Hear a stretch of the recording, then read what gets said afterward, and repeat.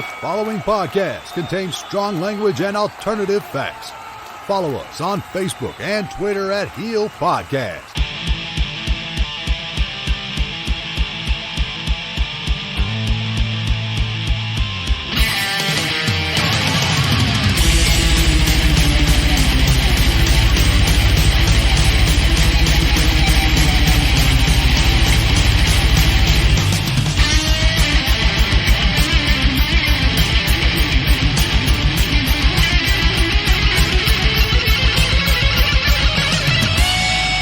Over the airwaves and under the influence, we are Turning Heel.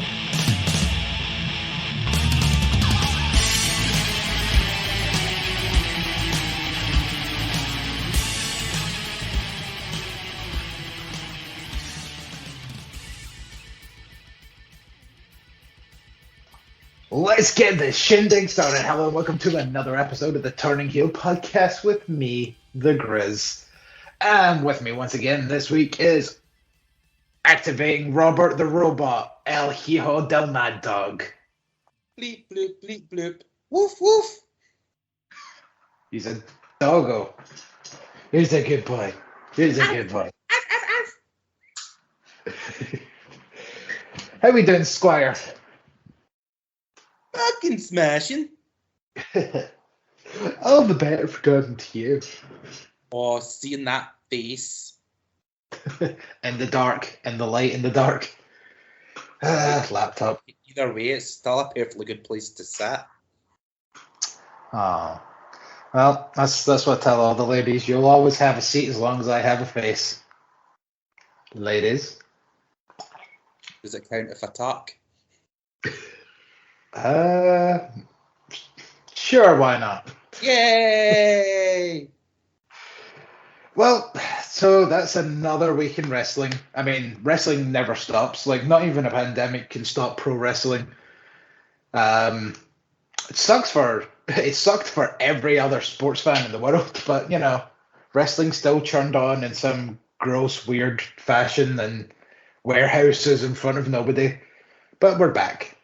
And saying that, warehouses with very little people is mainly where we're going to be going today. As Where are we going? Where are we going? Where are we going? We're going to an undisclosed location as we take a look at this second helping of EC3's Free the Narrative. Boom, boom, boom, boom. The monster in us all. Yes. So, yeah, that's going to be our main sort of shebang at the later on of the show. That happened last weekend. I will say I didn't watch the first one and was considering asking you and or Chris if you wanted to cover it when that first one came out. But if I remember correctly, that was a very loaded week of wrestling that we had, so that had to get scrapped. What weekend was that? Because in my head, we've got a WWE pay-per-view, a New Japan show, X, Y, and Z.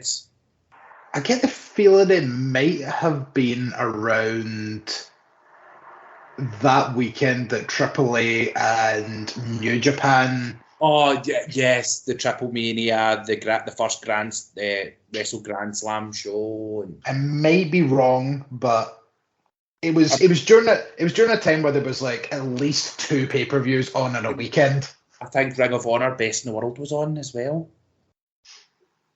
Oof, do you know what the worst thing is? See, right now, after us doing the coverage of Death Before Dishonor, like, I'm actually pining for more fucking Ring of Honor.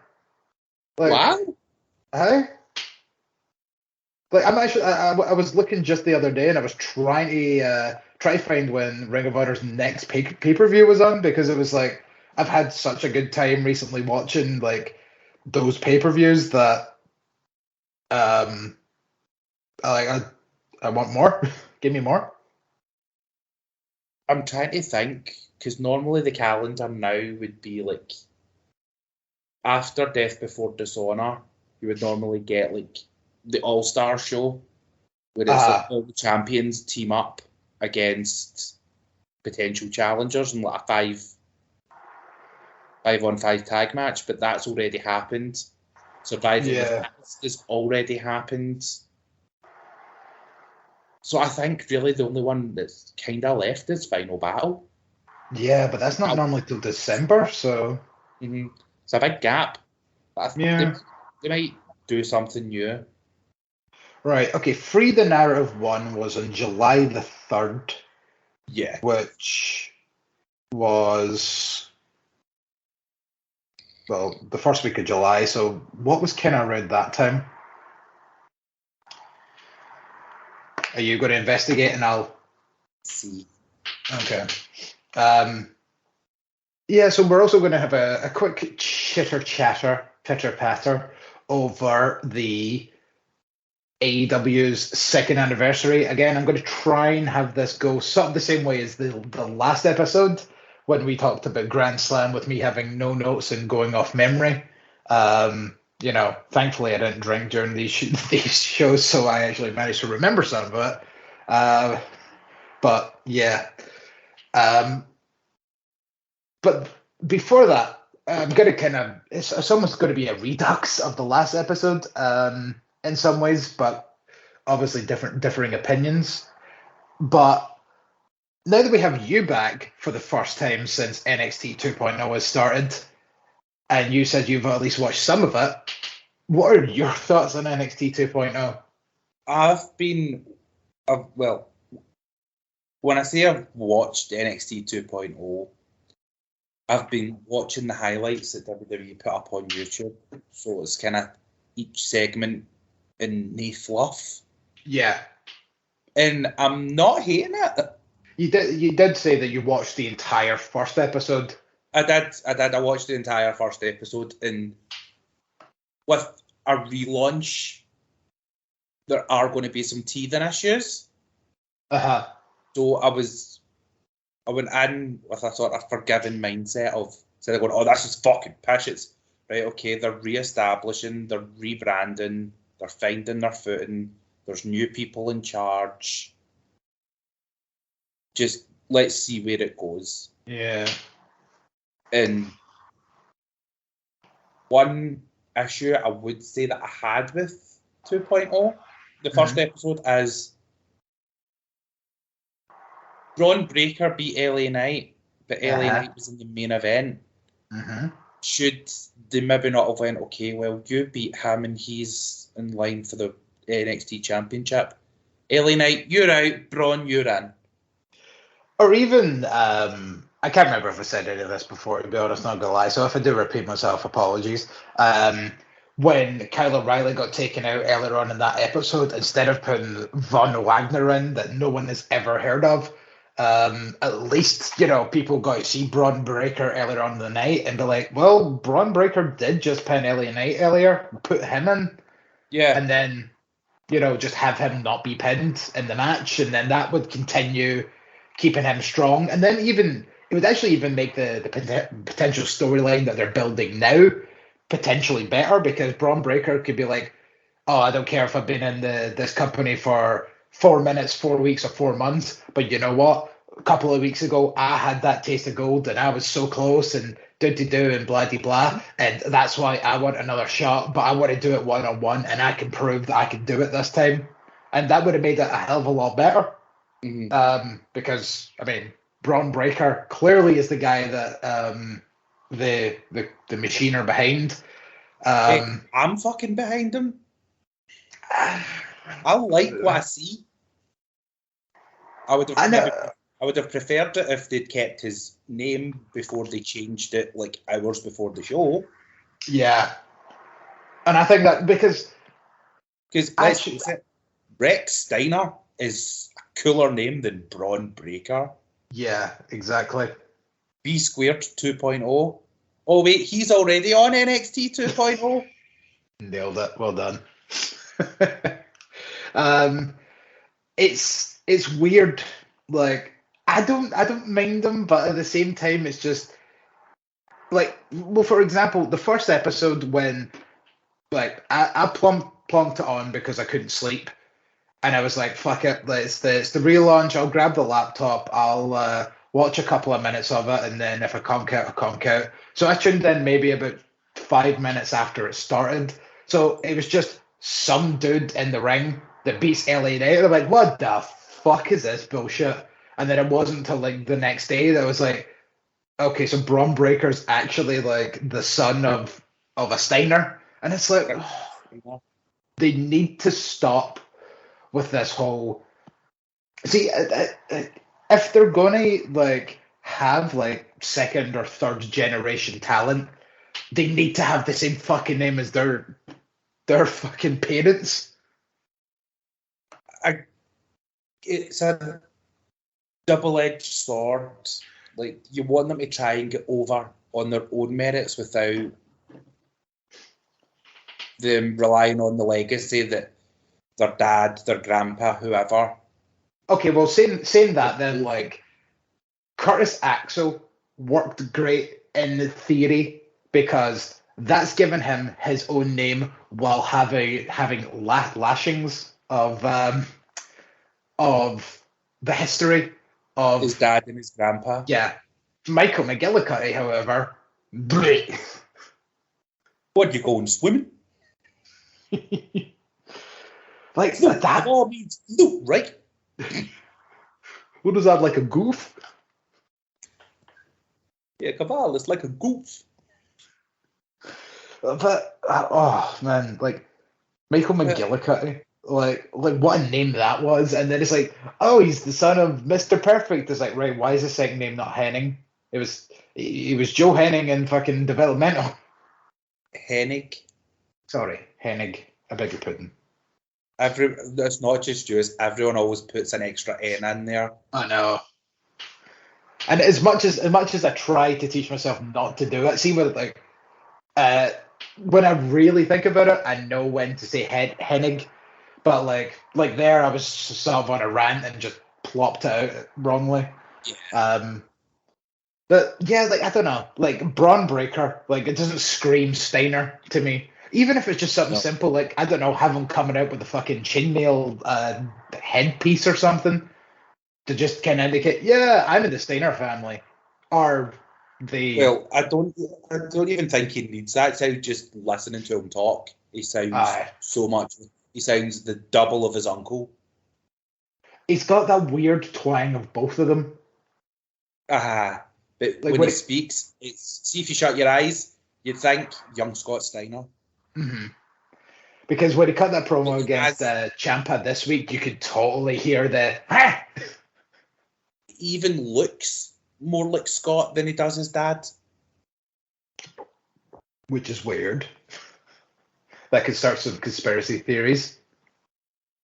Well, not really, because, I mean, my nephew, a lot of people say he looks like me. And I'm not his dad. That could start some conspiracy theories. That's fucking horrible. I'll get put in jail. But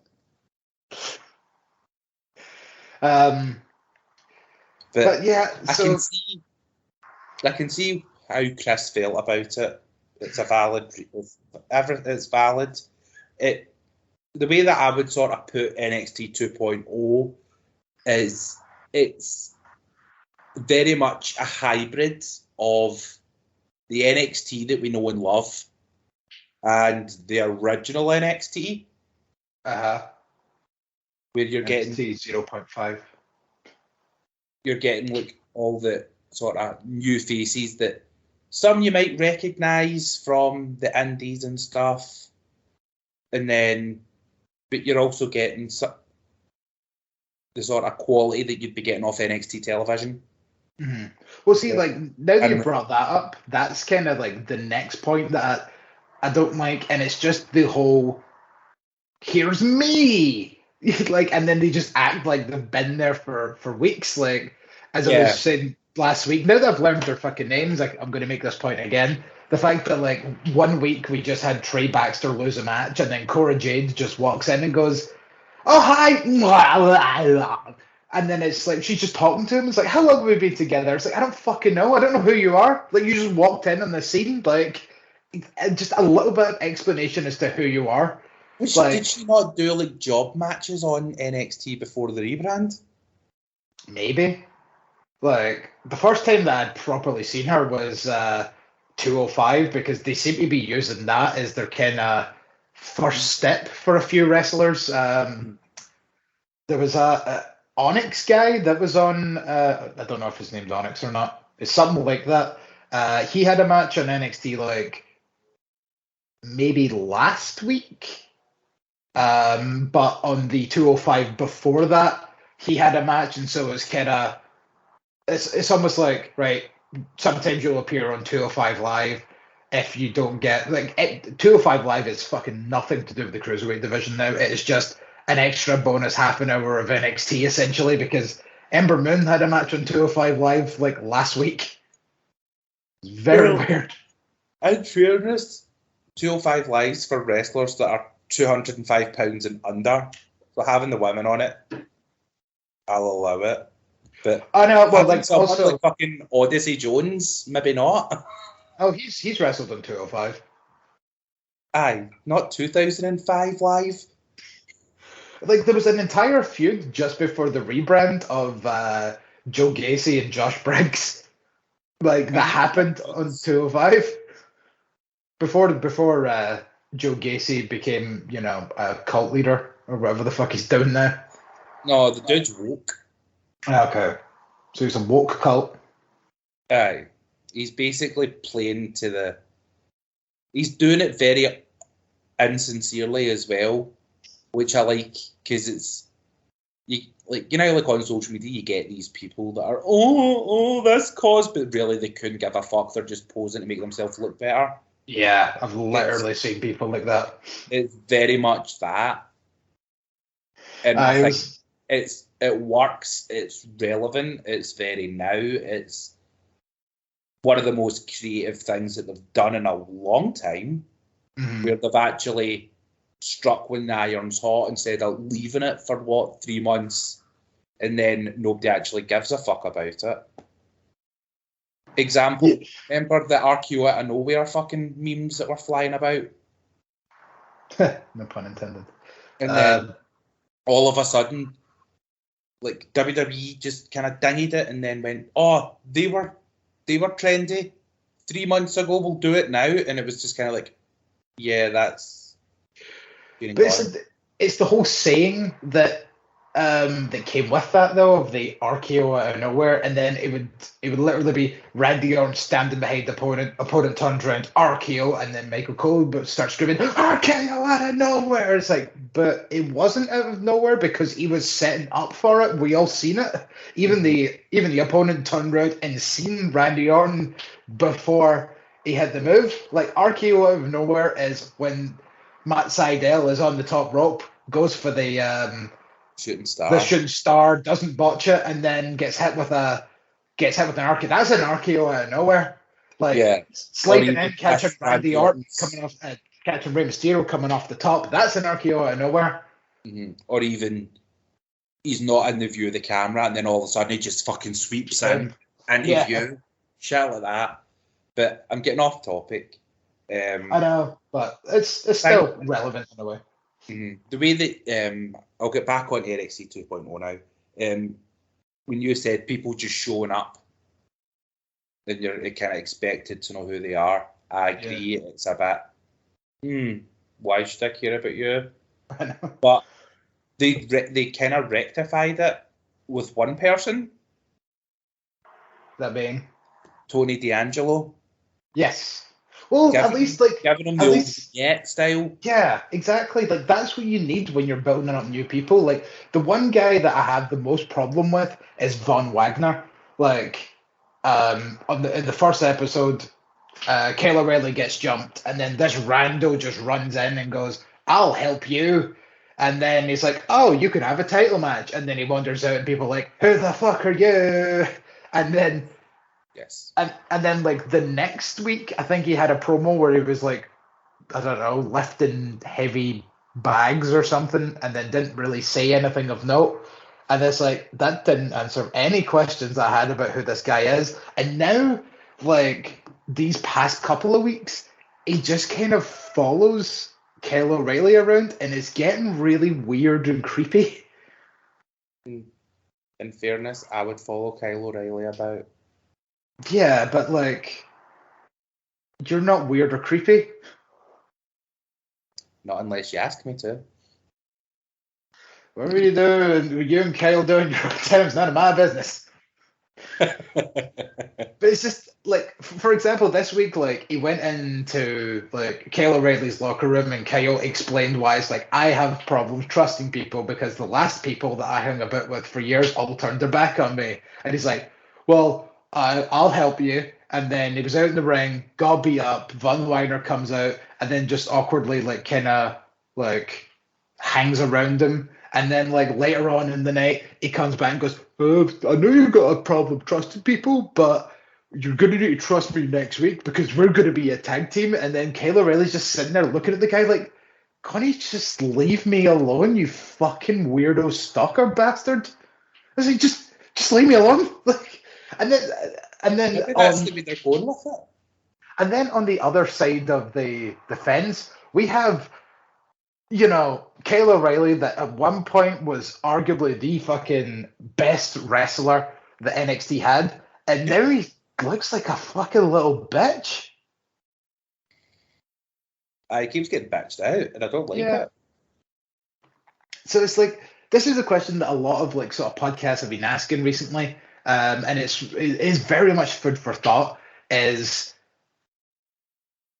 do a lot of these wrestlers, like, for example, Frankie Monet, she lost to Cora Jade this week on NXT by, like, sneaky bastard roll up. She lost the women's title match, I think the week before, maybe the week before that. Like, Frankie Monet is fucking nothing now, and she was meant to be the next big shit. We had Mei Ying.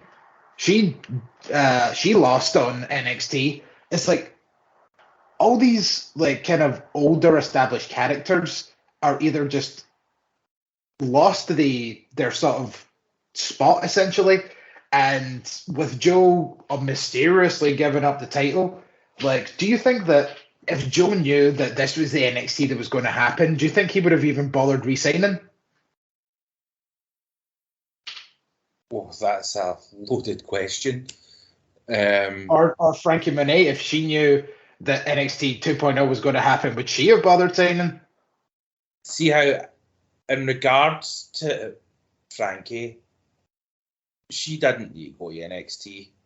She's already a fucking well-established star. She could have just get plapped on the main roster right away. So that one in my head was kind of like, that's a bit of a weird move. But with as you said, like, Mei Ying rolled up, whatever, beat. It wasn't a roll. Mei Ying wasn't a roll up. It was a flat out boom. It was what's her butt? Oh god, fucking Aussie chick. Oh my god, why am I blanking on her name? Oh, and Hartwell. No, Indy. It was Indy herself. Fucking threw her into the corner, hit the elbow, 1, 2, 3, clean as a sheet, beat her. It wasn't a fluke fucking like roll up or anything. That's maybe a way for them just to sort of kill T and Sha, because Xia Li's not been there for a few weeks. And is now going to SmackDown. And he's now going to SmackDown, and it's not the same as what it used to be. No. So maybe that'll be the end of Mei Ying and Boa. Karen Q's coming back. Karen Q will maybe debut. Mm-hmm. Fresh start. But I get what they're trying to do by sort of establishing these newer names coming in. And remember, they've now said, look, it's not a third brand anymore, it's a developmental. Yeah. So, I just feel bad for the guys that built this, though. Yeah.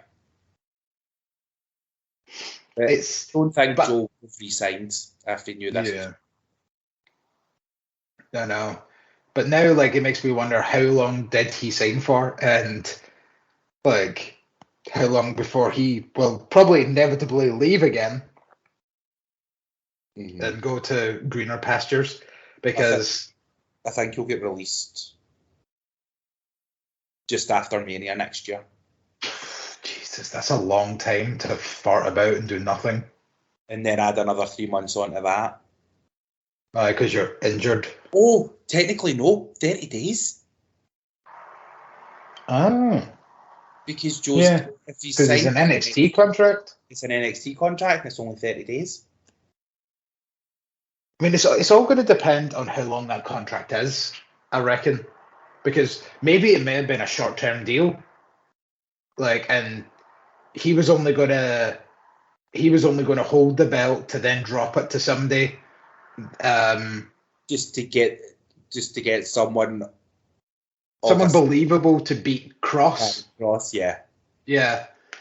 And then Joe would then go on to lose it like soon-ish after, and then obviously all that changed, and then I guess potentially, like, because that's still what I want to know is, with this all of a sudden mysterious injury that Joe picks up, was it a choice of WWE saying, your services are no longer needed in NXT 2.0, or was Joe like, fuck this is not what I signed up for, here's your fucking belt back?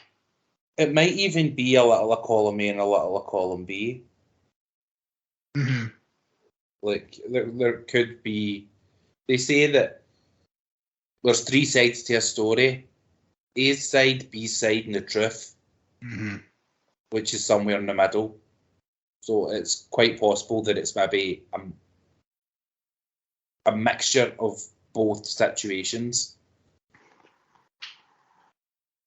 Yeah. So I'm thinking, like, because obviously, as you've been saying, yeah, it's teething issues and all that kind of jazz, and so like I'm giving them the benefit of the doubt in some of this stuff. I feel like maybe by Halloween Havoc and after is when they need to have their shit together. Like, we're giving them a bit more than a month here to kind of sort their stuff out. And like some of the new guys like are getting over, like as we discussed with Braun Breaker and Joe Gacy. That is his name in it. Yep, I think so. And Tony D'Angelo, from what I've seen on social media, is super fucking over. Yeah, exactly. But again, like, yeah, that was the other thing that was good about that, was the fact that he got a couple of weeks of build up before showing up. Like that, I think that worked very much in his favor. Yeah. And then, but obviously the greatest fucking thing that ever happened was just when he does his pose on the top rope, turns around, slips the referee some money. And it's like, okay, I totally wasn't in this gimmick, but you've won me over with that. Mm-hmm. And I think it's well timed as well, with that Sopranos movie coming out recently. Yeah. So, thumbs up for actually being on time with things, WWE, instead of jumping on the bandwagon too late. Yeah, strike when the iron is stone cold. Yes. Yeah, like, I'm trying to think of, like, so... I'm trying to think of like a few people that actually do like. I mean, I'm still on the fence, as I say, about Braun Breaker, but he is kind of winning us over a bit more, like, over the past couple of weeks. But I feel like no matter what happens when it comes to the title match, because next week Joe Gacy takes on Tommaso Ciampa, and if Gacy wins, he'll be added to the title match. Mm-hmm. Excuse me. If Gacy wins, that'll be like 2 like brand new fresh faces that are going to be in the title match. So what I'm needing to see from them is, in this title match, I'm needing to see them go balls to the wall and show us what they got. Mm-hmm. Because both of them have only had like maybe 2 matches apiece. and they've not done anything spectacular. And if fucking Joe Gacy lost his first match as well. But remember, again, at the same time, it is developmental again. Mm-hmm. You need to take that black and gold mentality out of it. I guess when you put it that way, yeah. But obviously, you're right, it's developmental. But on the other hand, this is them molding the future. So you do still want them to have You want them to show something, yeah. You want them to have competitive enthralling matches, because if we're going to be watching NXT 2.0 for the next couple of years, you're going to want to see these guys, and if these guys shit the bed and Braun Breaker's fucking champion after 3 matches and has had absolutely no matches to fucking write home about, then it's a bit dire. Mm-hmm. That makes sense. Yeah, like I'm feeling like Halloween Havoc is going to kind of be that's what we're building to. We'll see how that goes, and then like kind of what comes out of that, because I feel like by then we should probably have everybody that they want introduced to the product. Yes. They're wanting now in this new NXT, because also like Dexter Lumis, for one, has not been on TV since their honeymoon, which I think was like 2 weeks ago, and obviously all the references to The Way are gone. Johnny Gargano and Candice have not been on TV since either. The honeymoon. And Austin Theory's now been moved to Raw, so he's gone. So now it's just Indy and her pal, which I can't remember the name of. I want to say Portia for some reason. Something like that. But again, like, see, there's another thing. It's difficult to know people's names when they just walk in and just like, "Hi, Indy, how are you doing? Oh my god, and then they just start talking to each other. It's like, right, I know that you know her, but who the fuck is she? Mm-hmm. Like, she's been around for like a good couple of weeks, and the fact that I can't remember her name goes to show that you're not doing a good job about establishing what her fucking name is. Yeah, I totally get you, because these names you need to as soon as you hear them, they stack. I mean, like, look how bad it was last week when I couldn't remember Trey Baxter's name, and like I hadn't seen him for about like 2 months maybe. Yeah. In WWE beforehand, and the third person in Toxic Attraction. You mean the one that's not Mandy Rose or Gigi Dolan? Yeah. I can't mind her name either. But at least she's appeared on TV enough that I should have learned her name. It's just kind of like it is a bit of a this is a lot to take in at one time. Mm-hmm. So, but with Toxic Attraction, I like what they're doing. Yeah, so that. And Mandy Rose with fucking brown hair. Oh, chef's kiss. Was not a fan of the reveal the first week, but when I seen her this week, it's just like, Jesus Christ, she can just pull off anything, can't she? She might even be one of those chicks so hot enough that she could pull off being bald. Probably. And I think it's good that she's back in NXT.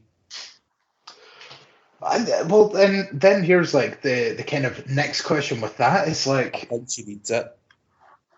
Yeah, well, she needs it, but it also makes me kind of think, like, why didn't, say, someone like Dana Brooke go down with her? I feel like she would have also helped really well in the sort of team. And then also with Mandy down her hair, brown and all that, then you would have that one blonde, and then you could maybe make, like, Dana the big badass bodyguard of the group, because Dana, she fucking lifts, bro. Yeah, the heater, yeah. Mm-hmm. But then you move Dana down, then that's someone developing, not got a spot. I know, but then that goes back to the whole argument. This then works perfectly onto the Dana Brooke story that came out with her on Raw and Corey Graves absolutely slaughtering her on commentary. Really? Yeah, like Ooh. pretty much said along the lines of, "Oh man, she's been here for ages and she's barely developed and she's had nothing to her name. Like, when is she just going to accept that like enough's enough and just hang it up?" And it's just like, I mean, it's a bit in the nose. I mean, he's not wrong. I mean, exactly. That's the worst part. Is like, God, I hate that you're right, but you really didn't sugarcoat that, did you? You put that poor woman on fucking blast on fucking live television. I know. While she's there trying her best. Mm-hmm.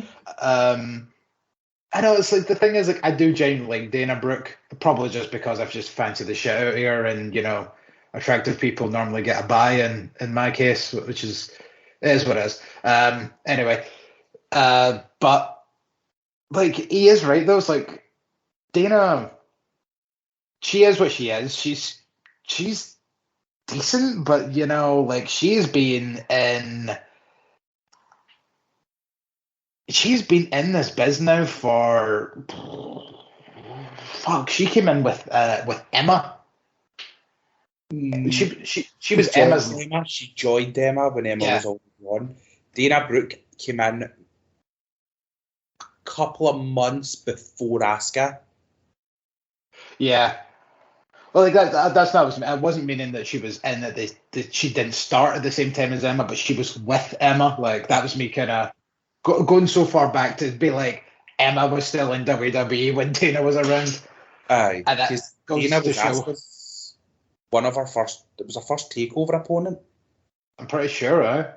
It was takeover Respect. Then it went to, after that it was London, and that's when Asuka took on Emma. Mm-hmm.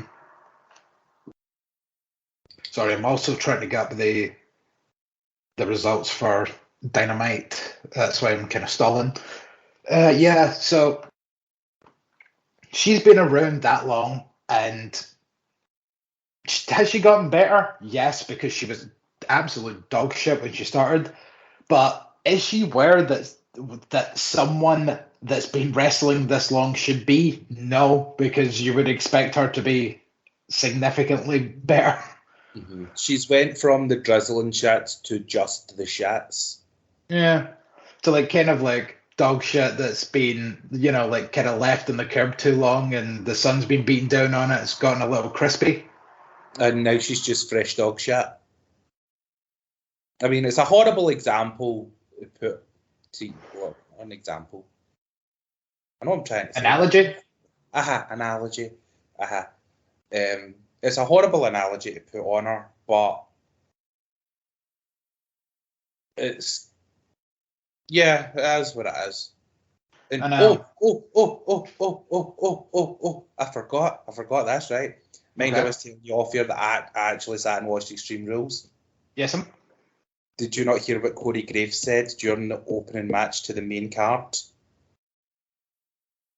It was about 2 weeks ago at this point, so if I did, I've forgotten it. This is in my head because I remember there was a wee bit of an issue back in the day. Okay. Corey Graves used the phrase, "Let's call a spade a spade." I think I remember that at the time, and then right. a wee shiver went down my spine. Said in national television, there's been no blowback about it. So I think whoever that person was that told you that was racist was pulling your leg. Or maybe it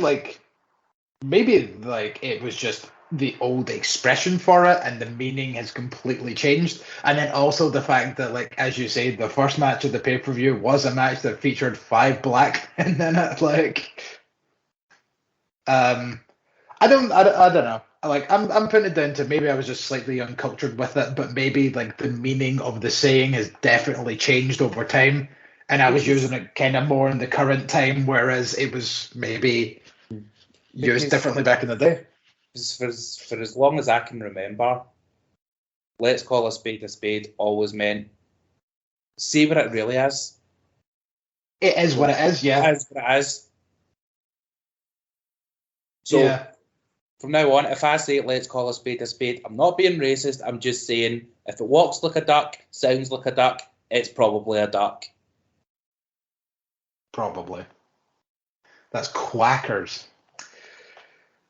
But yeah, like, to just round off that wee bit, like, I don't know, like, I get what you're saying about the whole, if another person from the main roster moved down, that would be somebody else losing a spot. But again, it goes back to, say if Dana was with them and it was a 4-woman group, technically nobody would really be losing a spot there, because, like, she's still part of the same group that's all going to be on TV anyway.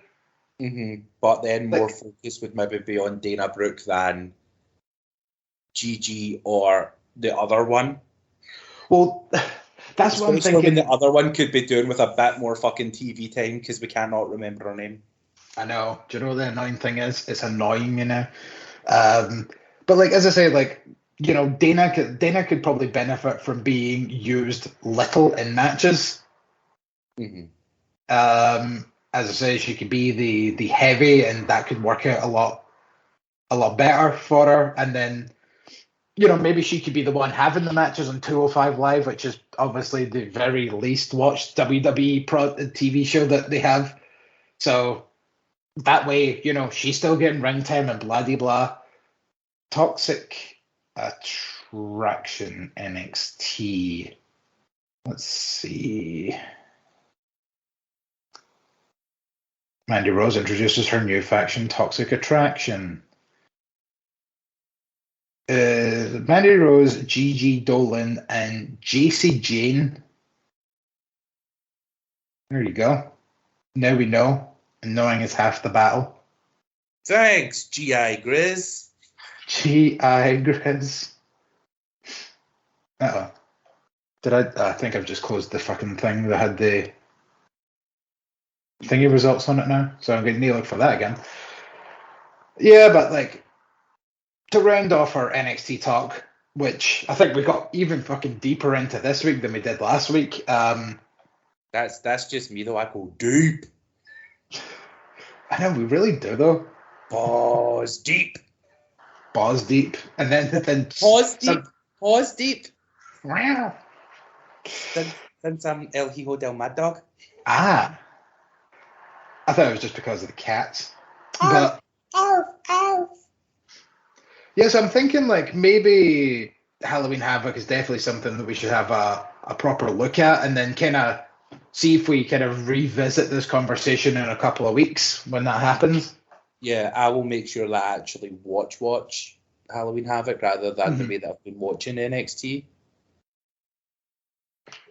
So that I can get like a fuller sort of perspective. Yeah. And then also, because I watched NXT 2.0, it will be like a wall check, spot the difference. Yeah. So you went from not watching Crown Jewel to watching Crown Jewel now. Oh, yes. Because we're going on a mandate in a few weeks. Bro motherfucking date. We're going to be watching Crown Jewel at the cinema. Yes. In Edinburgh. Yep. We're going to Edinburgh. We're going to the Omni Centre. And I just like the name because it's the Omni, like the old wrestling venue. And it's a centre as well, which makes it sound posh. Not posh, but big. Well, the cinema's not big. It's almost like a shop window. It's maybe deeper when you go in. It's very shallow looking from the outside. Sorry. Because I don't know, it's been a hell of a long time since I've been in Edinburgh. It just caught me off guard when you said it might be deeper when you go in. It's like, I've had that feeling before. It's like the TARDIS. Because there's a couple of restaurants in it and things like that, and there's a pub, there's a Witherspoons in it as well. Yeah, and then the other little bit of knowledge you dropped in us today is It's right beside 3 gay bars. no, that was the other day. You dropped me that information. Will I even be allowed into those? You're with me, it's alright, I'm a member. I was just imagining like us two go to the door and then like right on you go, and then like I get pushed back and then I'm just standing there at the window while you're just like drinking all these like Marshall and How I Met Your Mother. Is like all I want is a pink drink with a straw in it and no one looking at me funny. So I'm just standing at the window watching you like drink this pink drink with like the big curly straw and the umbrella and everything. I'm just standing there just like, wish I could have a drink. Oh, bless. But yeah, well, like more so the fact that it means you're not driving, which means this is going to get messy. Yes, it's going to get weird. I mean, it's going to be weird because we're watching wrestling at fucking cinema. It's so bizarre. It's going to be interesting. Because I remember hearing stories like way back in the day, like when WrestleMania 1 was airing on closed circuit TV. They were showing it in cinemas and stuff in America. Yeah. So it's going to be I think it's going to be a really fun experience. I know, because then it's also going to be the kind of thing of like, how are people going allowed to react? Are we going to be able to chant and cheer and all that shit? Like, because like, will we disturb other fucking cinema screens around us? That kind of stuff. I had to pick our seats, and there was a mass to choose from. There was only like 3 other people that had purchased tickets. Oh god, this is gonna be brilliant. There's like 5 fucking people. It's just gonna be us 2 ratars. Just and I specifically picked a row just for you. Oh, row G. Nah. Okay. Row E. C3. E for the best WWE champion there's ever been. Oh, right. Now I get it. I mean, it goes to show the difference. How much you love him. It goes to show the complete difference in thought waves when it comes to wrestlers related with the letter E. Mm-hmm. And see how well I'm here, right? I've got a wee bit of a gripe, please. You and Chris from last week's episode. Okay. I'm always up for a grape. The Big E is bang out of order. No, it's not. It is. No, it's not. Because, right, I'll explain it to you, right? Okay, explain it from your point of view. I'll explain it from the point of view that's been put out there. Right. Well, explain it in as much detail while I go and grab another bottle. Oh, no, you just don't want to listen to me. That's no, I have wireless headphones. I can still hear you. Right, so yous are all hating on Big E being WWE champion because he's silly and he doesn't take it seriously. And when it was before the cash-in, he was basically laughing in Paulie's face. Do you not remember a Talking Smack episode where Miz was one of the hosts and Miz says to him, look, you're now a singles wrestler, you're getting into bigger things. If you want to be this big superstar, don't you think you should be taking it more seriously? And Big E's response was fucking perfect, and it makes sense. He's like, I done that. I done the stoic, look at me, I'm a fucking badass, I don't talk shit. And where did it get me? It got me nowhere. I'm being myself. I've been myself since joining the New Day. I'm now successful. Why would I change? I mean, of course, times are going to be where when shit gets real, I'll get real. But I'm not fucking changing what's made me successful.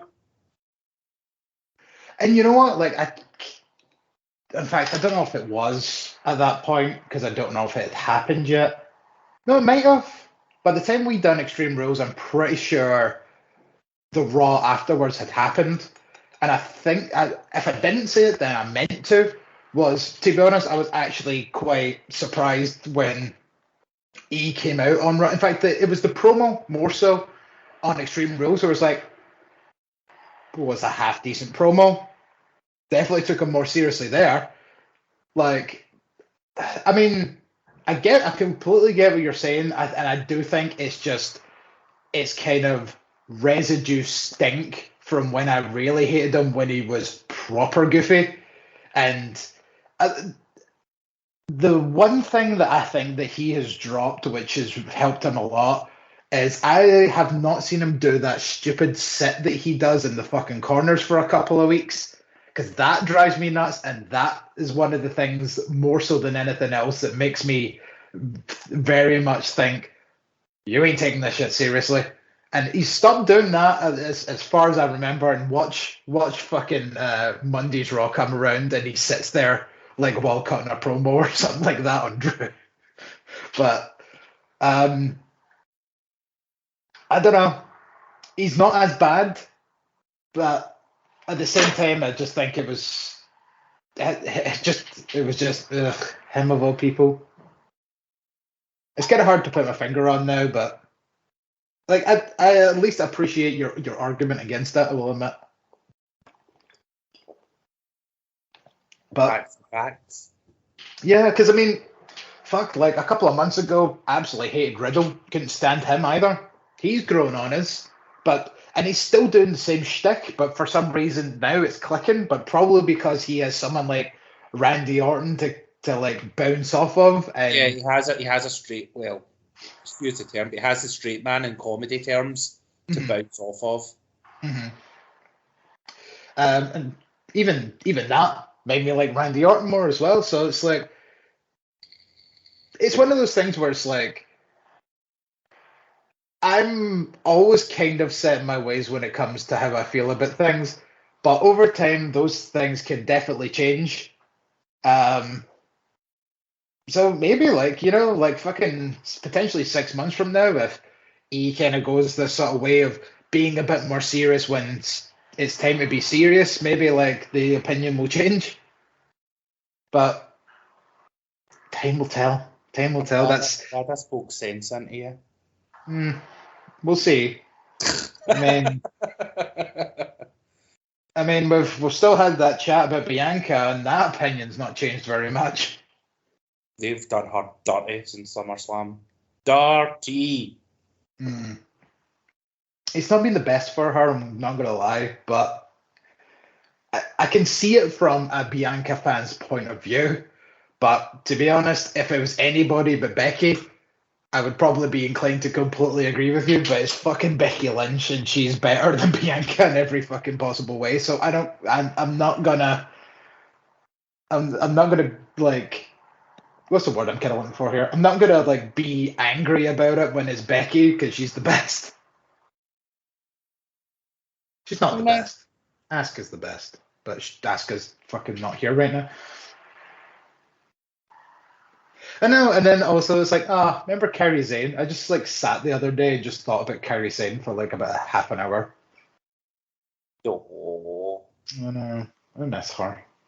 Because it was because I seen the website Pirate Bay, and I was like, that was the whole reason why I started calling her Pirate Bay was off of that, because Pirate Bay, pirates. She's a pirate, and she's my bae. She's Pirate Bay. So, if Adam Cole dressed up as Jack Sparrow this year for Halloween, he'd be the Pirate Baby! I like it. Right. Well, with all that being said, I'm trying to think like if there's anything kind of major coming from the giraffe to talk about. So that would be the answer, is probably no. Retribution's finally finished. Yeah. That kind of sucks. And the women's tag division's now finished.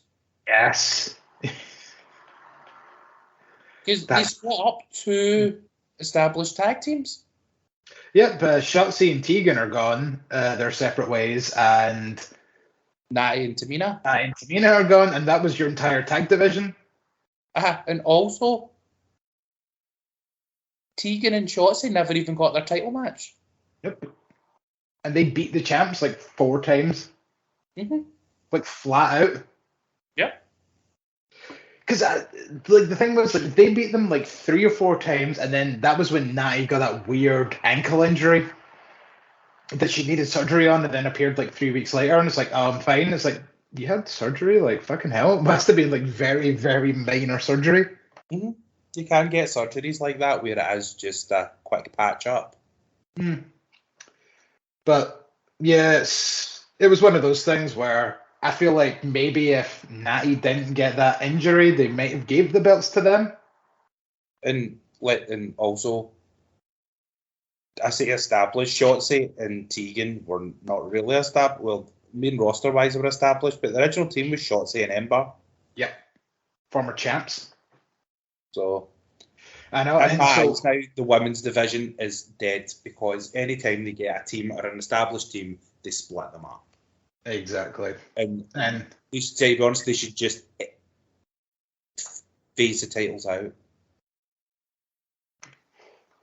I know, it makes no sense. Because it's the women that are doing the matches and shit, there's no respect there or any sense of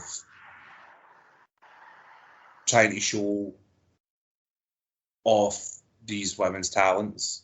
Mm-hmm. Because I mean, look at, say, when they launched them initially, you had at least 5 tag teams that were established tag teams. Yeah. Yeah, you had the Iconics. You had the Riot Squad. Yeah, you had Bayley and Sasha. Rose and DeVille. Each tag team in that original match for the tag titles was Naomi and Carmella. Yeah. And then you had Tamina and Nia Jax, which worked better as a tag team. Yeah, that worked better as a tag team because they're under the same family tree. Mm-hmm. Then you had... None of those teams are together anymore. No. Like, even like that team made more sense. And then both Tamina and Nia Jax won the women's tag team partner titles with different partners. And both those tag teams aren't even together anymore. No. So Alexa Bliss and Nikki Cross, another multi-time tag team champions, they're not together. Kabuki Warriors also not together. And then I know it's one of those things where it's just like, oh look, it's just the Grizz trying to make fucking his own weird Asian fantasies by why don't you just put Io and Asuka together when they're ready and just bunch all the Asians so that Grizz can gawk at them all at once. But like the thing is, like, in kind of like relation to that sort of stuff, it's like it works because, like, say those two know each other because they're from the same country. Like they can communicate in the past. Exactly. They can communicate in Japanese and nobody else knows what they're saying, and that will work to their advantage, that kind of stuff. Kind of like the way that the Rock and Roll Express used to communicate because Robert Gibson's mum's deaf. They used to sight each other. Nice. They used sign language, and so their opponents would know what the fuck they were coming up with. See, that's a lost art. Mm-hmm. But it's just now, like, again, like, this is the whole thing of, like, we've kind of rattled through a couple of tag teams that have, again, like the Iconics. Yes, okay, they're both Australian, blah, blah, blah. But, you know, they're also lifelong best friends. So them being together makes a lot of sense. Who knows their partner better than... Who knew Peyton Royce more better than Billy Kay because they like literally grew up in the business together. So it's like, it's one of these things where it's like, oh, just saying put 2 people from the same country or whatever, like, together. Oh, that's you just being a bit racist or whatever. It's like, no, like, there's more to it than that. Like, and it's not just, I mean, if you wanted to have a mega faction where like Shinsuke and freaking Tozawa and Io and Asuka were all in it together, yeah, maybe like then you would have that argument of let's just clump all the Asian people together. Mhm. But then like you've kind of got that with Hit Row. So it's kind Yeah, of that was another one that confused me when they get drafted. yeah, which doesn't help when Specifically, BFAB. yeah, who's had 2 matches and they both weren't great. If you're going to have her just be like a manager and a mouthpiece, fine, and let her train in the background. Yeah, totally. With her training and learning in front of us, where she's going to get criticised and ridiculed. Yeah, like I think the thing with it is in NXT 1.0, we'll just call it for easier sake. I think she was a long time away from getting in the ring. Yeah. Like she was going to be there at ringside. She was going to be the cool, sassy, like kind of manager essentially for the rest of the group. But then she's got the mic work down. Yeah, she's awesome. Like, but as soon as 2.0 starts, all of a sudden it's like, right, BFAB, you're in the ring. It's like, oh fuck, I am not ready for this. No. And then like just the way that like that, like, I mean, the kind of feud between Hit Row and Legado, like, was going at a fucking snail's pace, and now it's as if it needs to speed up. I know, but it's sped up to the point where it's like, you know, the snail's walked along so much that it's kind of climbed on top of a rocket that somebody set off, and now it's going a million miles an hour. Mm-hmm. Because and I mean, but say with Hit Row being drafted, they've put a time limit on this feud. This feud needs to be done by the week, the NXT before Crown Jewel, and that title needs to change. I think isn't Halloween Havoc? Is that the same week as Crown Jewel, or is it the one after? I think it might be the 19th, because the draft takes effect on the 22nd. Yeah, which is the Friday after Crown Jewel. Which is the day after Crown Jewel, yeah. Yeah. Yeah, same but different, what we said there. Yeah. We'll look up the date for Halloween Havoc. Because, I mean, Halloween this year's a Sunday, so having it the following Tuesday after the draft takes effect would make more sense than having it the week before. I know. It's one of those things where it's like, why couldn't you have just maybe done a sweet like Sunday night takeover-esque thing? But I think takeovers are done now. Yeah, I think so. Halloween Havoc 2021. No, don't click on that awesome Shotzi photo. That's not what I asked for. I've been liking her Twitter videos recently. It keeps coming up with. Oh wait, here we go. I think it's there, October 26th. So that's after the draft takes effect. Yeah. So he's obviously going to be. No, in fact, I beg your pardon. The match is next week for the belt. No, there you go. So it's that whole chat was completely redundant. But yeah, so we don't know what we're talking about. Durr! There's just too much wrestling to keep track of. Jesus Christ! How many fucking companies do we watch in the span of a week? Like, I think we're allowed to like flub up every now and again. And do you know what? And even if you don't like it, you can kiss my grits.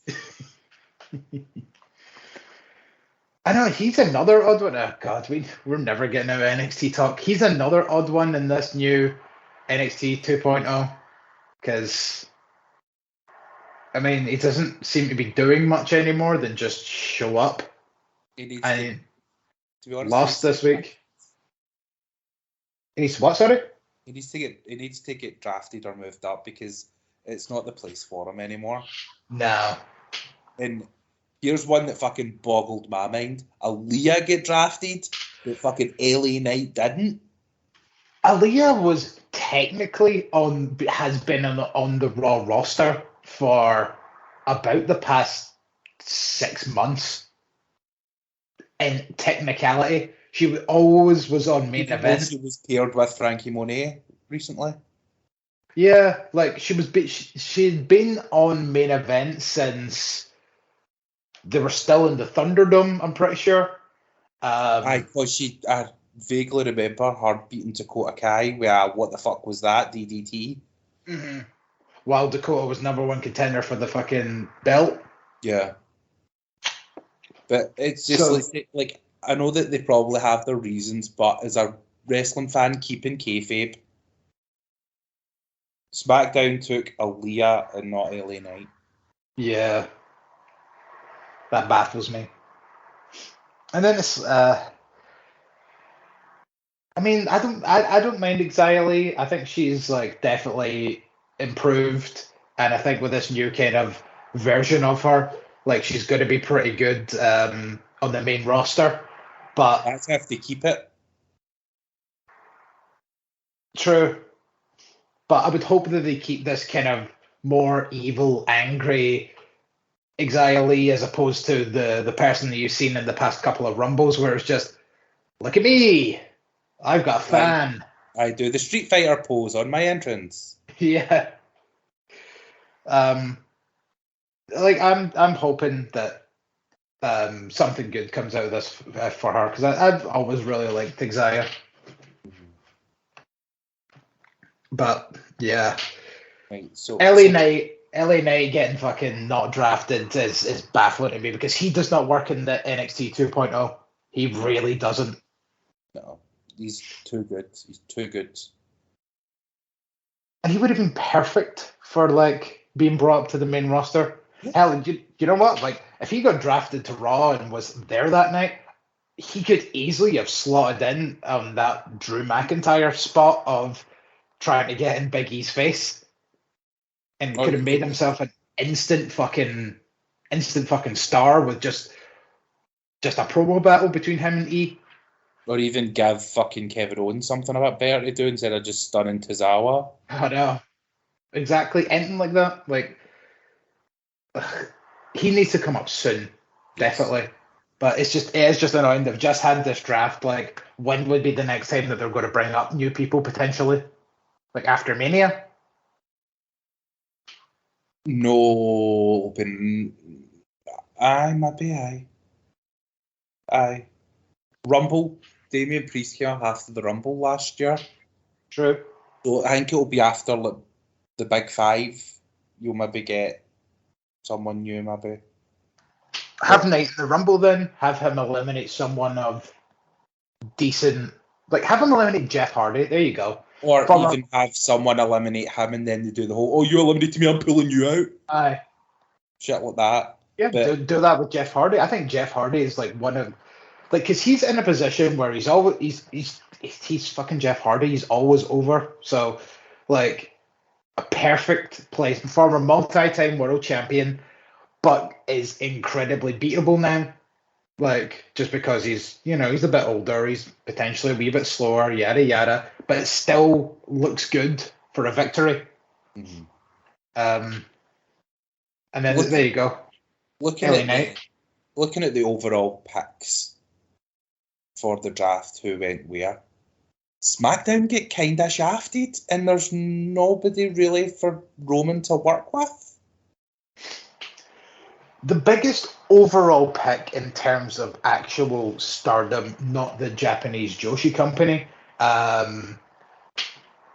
is Sheamus, who's coming over as a heel, so that would make no sense.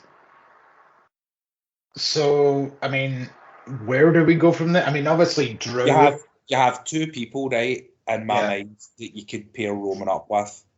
Drew and Jeff. Yeah. Right? Drew's a long game. Uh-huh. I don't think we're seeing Drew. We shouldn't see Drew and Roman till at least WrestleMania. That's one of your main WrestleMania matches next year. Uh-huh. Drew and Roman. Potentially. Right? So that just leaves Jeff Hardy, which right now has been on an absolute slump of a fucking run.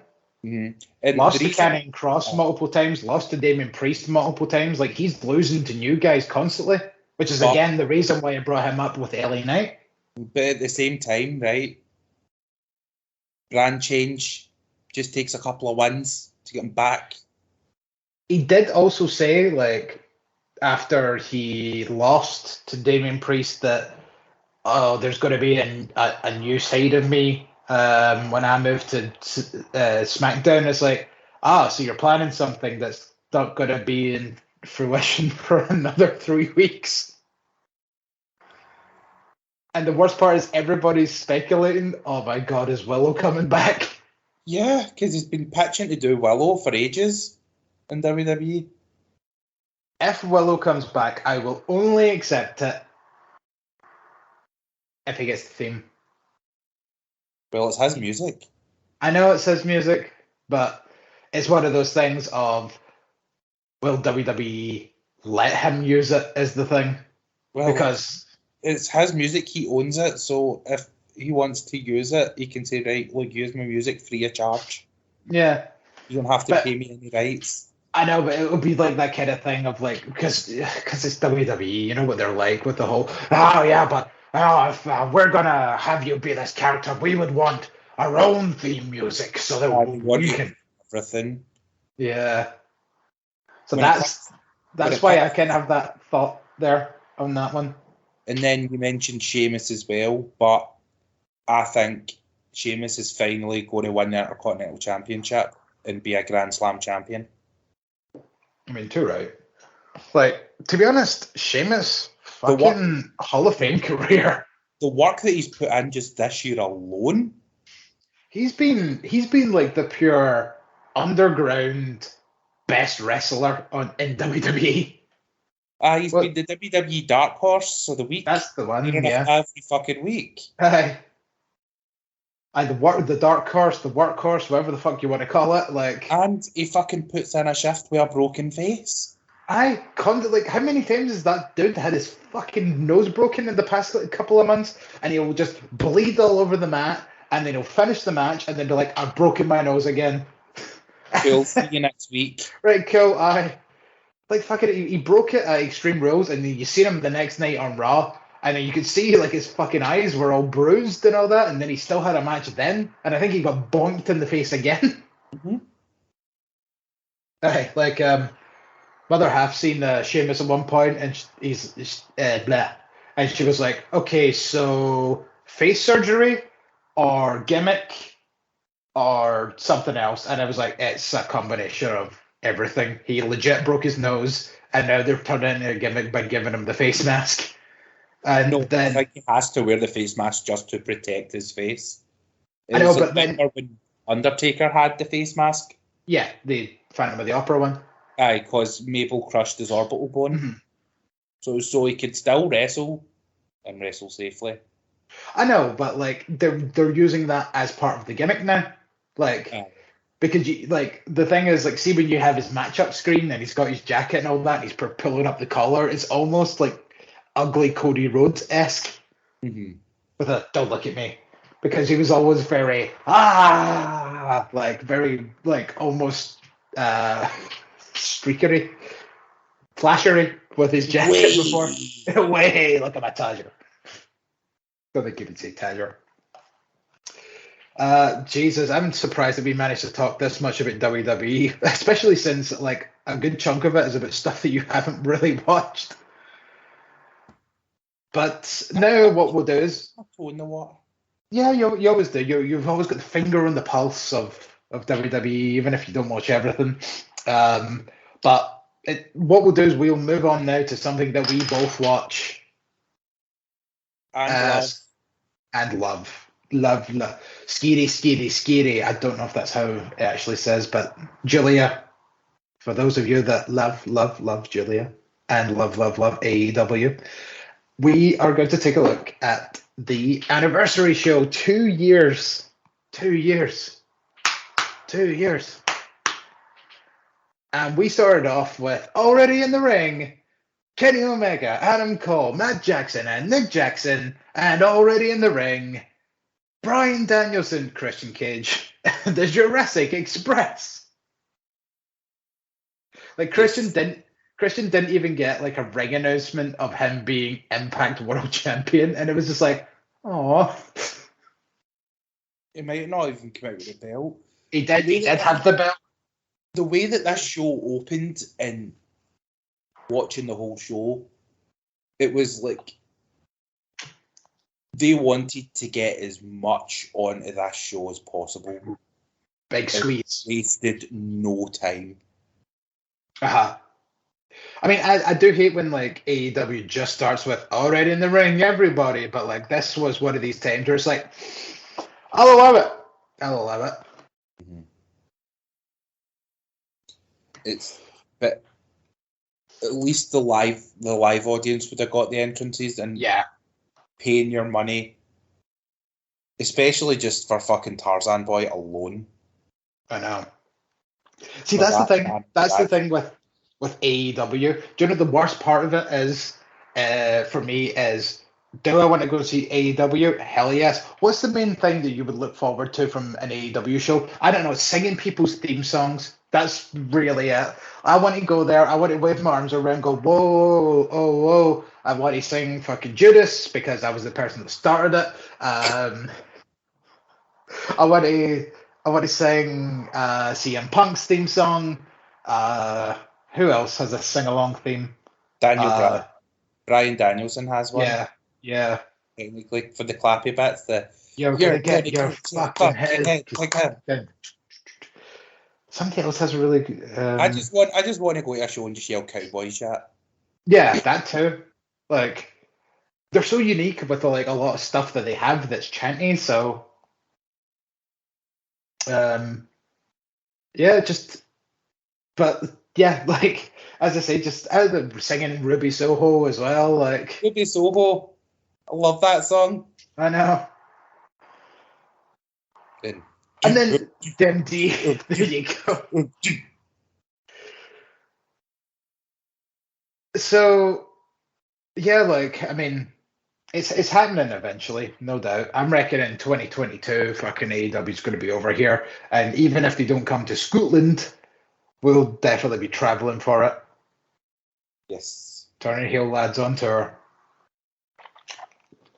Again. So, obviously, the one big point in this match was when the four of them tried to powerbomb Big Luchasaurus. Did not work. But and then the team saved them. The commentary team saved them, and then Kenny Omega just gone, "We fucking tried," and then just moved on. Aye, don't try and repeat the spot if you fuck it. And I was like, "What? Kid on, it didn't happen, and move on." It was a fun way to open the show. Yeah, I know. Like the match was insane, and as you were saying, the way that they tried to squeeze so much into this was like, you know, if this match was condensed by like 5 minutes to have the entrances on TV, may not have been as much of a barn burner. So I'll take cutting the fucking theme songs for that. Mm-hmm. And how fucking over was Luchasaurus? I know, finally. It's weird the fact that Luchasaurus went from being the most popular member of Jurassic Express to then being on the back burner for Jungle Boy, and now it's like the two of them have came back around to being joint. Yes. Like most popular. And then Marco Stunt's kind of like, "Hi, I'm tagging with Fuego on fucking Dark." Aye, because it's the vlog crew. It's Sammy's vlog crew. But I'm happy that Luchasaurus is getting the fucking love he deserves. Yeah. But the match comes to the end with the fucking 4-way BTE trigger on Jungle Boy for the win. That the BTE trigger, especially like the 2-man version, looks brutal enough, but fucking four-man one was damn near sickening. Mm-hmm. And it kind of looks as though they're setting up another match with Adam Cole and Jungle Boy. Mm-hmm.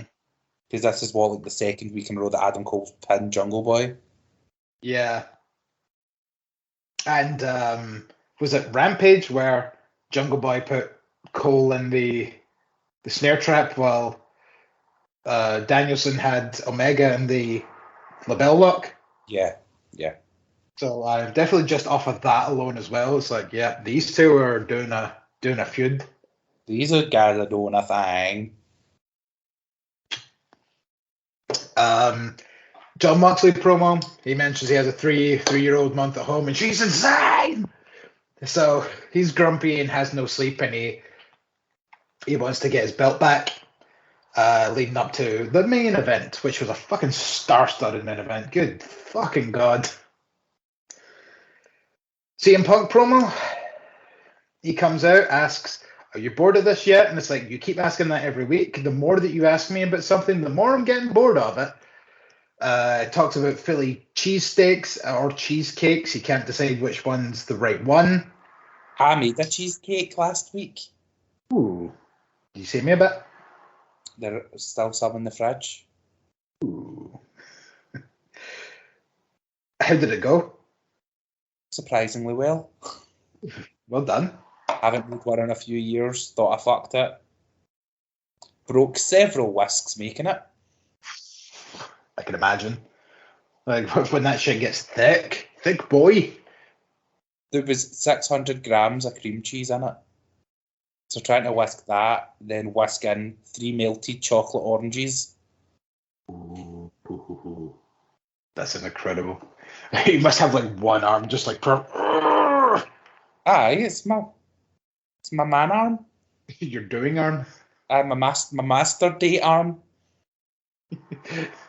Your gel, your Pamin 5 fingers. I call it Sam and his 5 fingers. It doesn't work as well because like gel like spells out, but you get it. You get it. But no, my uncle used to refer to it as Pam and her 5 sisters. That's what I was trying to say. I fucked it up. So I say Sam and his 5 brothers. But no, I can't say Sam because Sam's my nephew's name. Oh no. You're going to need to change the name. Can't say Jam because that's awkward. Yeah. Although it does remind me of a very good joke. What's the difference between jam and peanut butter? You can't peanut butter up your dick up a girl's arse. Yeah. Yeah, well done. So you have heard that one? God damn it. Yeah, I heard it in Rob Zombie's Halloween too, but they said, what's the difference between jam and jelly? I know, them and their fucking jelly. I don't understand it. Jelly is jam. Jelly goes on top of ice cream. No, it goes next to ice cream. Go wherever you want. CM Punk promo, it says, like, comes out, asks, you bored of this yet? Yes, just wrestle. So then he says, okay, I'll wrestle for you tonight. Yay! His match is on Rampage. That's not tonight, that's on Friday. But for the live crowd, it was that night. Yes, but you got to remember you're on TV, brother. Okay, Fabe. Then he takes his shoes off and gives it to a kid dressed as Orange Cassidy. Shoes that he bought on a TV show this week for $1,100. I mean, they're not as expensive as Young Bucks shoes. Oh no, Young Bucks? No. Oh. Are they wrestling them? That wee boy's gonna fuck him over. Yeah, because you can sell it for like fucking quadruple the amount now. Exactly what CM Punk was moaning about during his pipe bomb. Yeah. You fucking come and talk to me at 2 a.m, get me to sign your crap, and then you see it on eBay 2 hours later. And it's like, I don't know, man. See, if I'm personally getting something signed by anybody, whether it be fucking wrestling or not, that shit ain't leaving my possession. Unless I've got a massive tax bill. Even then, like... Even then, I'd resort to other ways before selling my shit. We get Arn Anderson, who's just in Cody Rhodes' backyard, armed Anderson, who's just in Cody's backyard, like in the dark, and then Cody just comes out in a full suit, just clearly hanging out, like just in a full suit in his house, as you do. He's maybe just in for a meeting. Potential. Back and forth, Arn Anderson. What was he? Burnt. He burnt. I think it was maybe the tracksuit or something. Yes, it was the tracksuit top. Like the Nightmare, the family tracksuit. Mm-hmm. Then asks Cody to give him his super expensive tie. Cody's like, "Oh, come on, don't burn it." And then Arn Anderson bitch slaps him in the face. Oh, it was awesome. Oh, I love Arn Anderson. I know. Who would have thought in 2021, not only would we be talking about Arn Anderson, but we'd be talking about how like he's like fucking one of the best things on TV right now. Oh, it's fucking great. Even Brandy went, Arn is insane. I like it. So then Cody throws in the tie into the fire. And so I think Cody might be back on board with old Arnie Pants. Bobby Fish promo, blah, blah, blah. He does the MMAs. Guevara was shown giving the new truck to Fuego del Sol. That was nice. Yeah, and then Fuego may be allowed back in the house. Well, either that or he's going to be sleeping in said car. Yeah, his wife changed the locks after he lost the car to Miro. I don't blame her. And Matt Hardy's trying to enable him, try to turn him into a gambling addict so he can hire Fuego to make him money. Now, see, that would be a good thing if Matt Hardy took Fuego to Impact. Yeah. And he's sitting in the Swinger Casino. Swinger's Palace. Swinger's Palace has closed its doors. I thought it was staying open until they went to Vegas. No, they shut their doors last week. Haven't seen it yet. I'll try and get I'll get that episode watched before tonight's extravaganza. Knockouts, Knockdown. So keep an eye on your feeds for that soon. Sammy Guevara defends his newly pimped out TNT title. It's just the old one? No, apparently it's changed. Like, apparently it's more rhinestoney or something like that. It's more blingy. It's got more ice, as the kids say on the streets. Is it because he's got rhinestones on his tights? Probably. So it's a bit blingier than Darby Allin's was. And so it's like, it's just interesting in the way that it's like, is the TNT title literally going to be you get your own custom title when you win the belt? Because that's a lot of money. I know, but it's awesome. I mean, it's a nice way to differentiate it instead of just silly side plates. Mm-hmm. As long as it doesn't go too out of the way. Like, I feel like the minute it spins, I'm out. Yeah. Unless it's Max Caster that wins it. I'll accept it if it's Max Caster. No. So Sammy Guevara, TNT Championship, defending against Bobbert Fish. I love this. The match was great. A fucking banger. But obviously, the absolute best part of this was Bobby Fish coming out to his old fucking thing music. The old Red Dragon. As soon as I heard that hit, I was just like, I just turned it up to like 60, and I was pure waiting for my other half to come in and go, but like, what the fuck are you doing? And it's like, you just give me like a minute. You want to hear some sad news? It depends. You spoiled that for me. Oh no. I'm sorry. I thought because it was theme music, it's not a spoiler, but I would have lost my shit because I love Red Dragon as a team.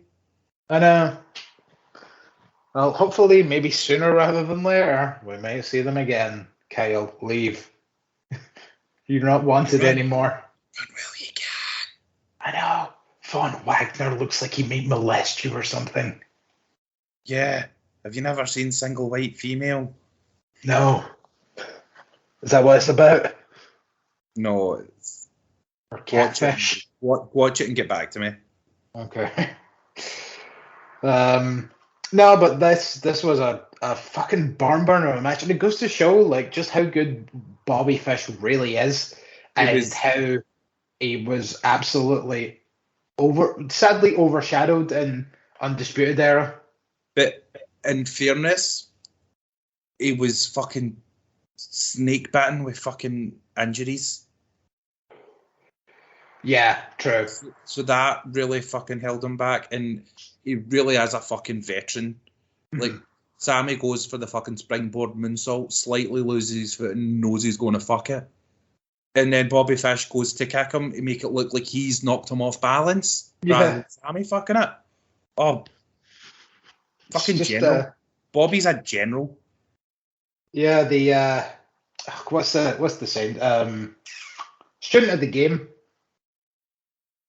So at this point, I think Bobby Fish fucking made the game. Yeah. Yeah, he was one of the founding fathers of the game. And now we just lost the game. I'm not sure what the game is, but we lost. Yep. Everyone is playing, but no one else is allowed to talk about it. Like one of the biggest parts of the match was when Bobby hit he done the deal from the top. Yeah, and it was such a quick transition into it as well. It was fucking awesome. I was just expecting, like your standard superplex, and then he just like twisted in midair. I was like, fucking hell, man. It was like very last minute. Like it's insane. Like and now that I believe it is official that Bobber is signed to AEW. Yep. I'm genuinely excited to see what he does now. Like, and I hope that, as we kind of alluded to, I genuinely hope that if Kyle does decide to leave, it's going to be a no-brainer for him to come over, and then we potentially get some Red Dragon versus Young Bucks and fucking Dynamite.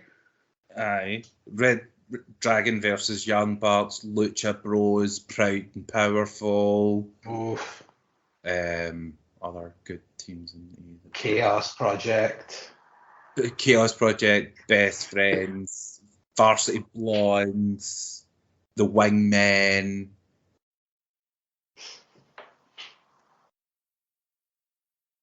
Hell, even if you team Omega and Cole together for one, oh, that would be really good because Adam Cole would be in it. Oh, You could have the sort of tension between them that's been going on being the elite. Well, tension for Kenny Omega, not Adam Cole, because Adam Cole's oblivious to anything that happens. He doesn't. Omega's just trying to murder him again. He doesn't even know that he's been murdered. So he doesn't know that he died and then was brought back to life. No, he doesn't think that anything. He just thinks that he's just walked into a promotion that's just happened overnight. All right. He doesn't realise that he's been dead for 4 years. Oh, man, that makes WWE purgatory then. I think that's the point. Yeah. So Guevara retains with the GTH, and as soon as the bell rings, out comes Man of the Year, an American Top Team. Because they had that thing during Roads to the Top last week. Yeah, I suppose let's do a quick transition. We both watched the first episode, or episodes as they're going by now, of Roads to the Top. I think the one takeaway that I have from this is it actually makes me like the Rhodes's. Rhodes's. The Rhodes? I guess. I think that's the one.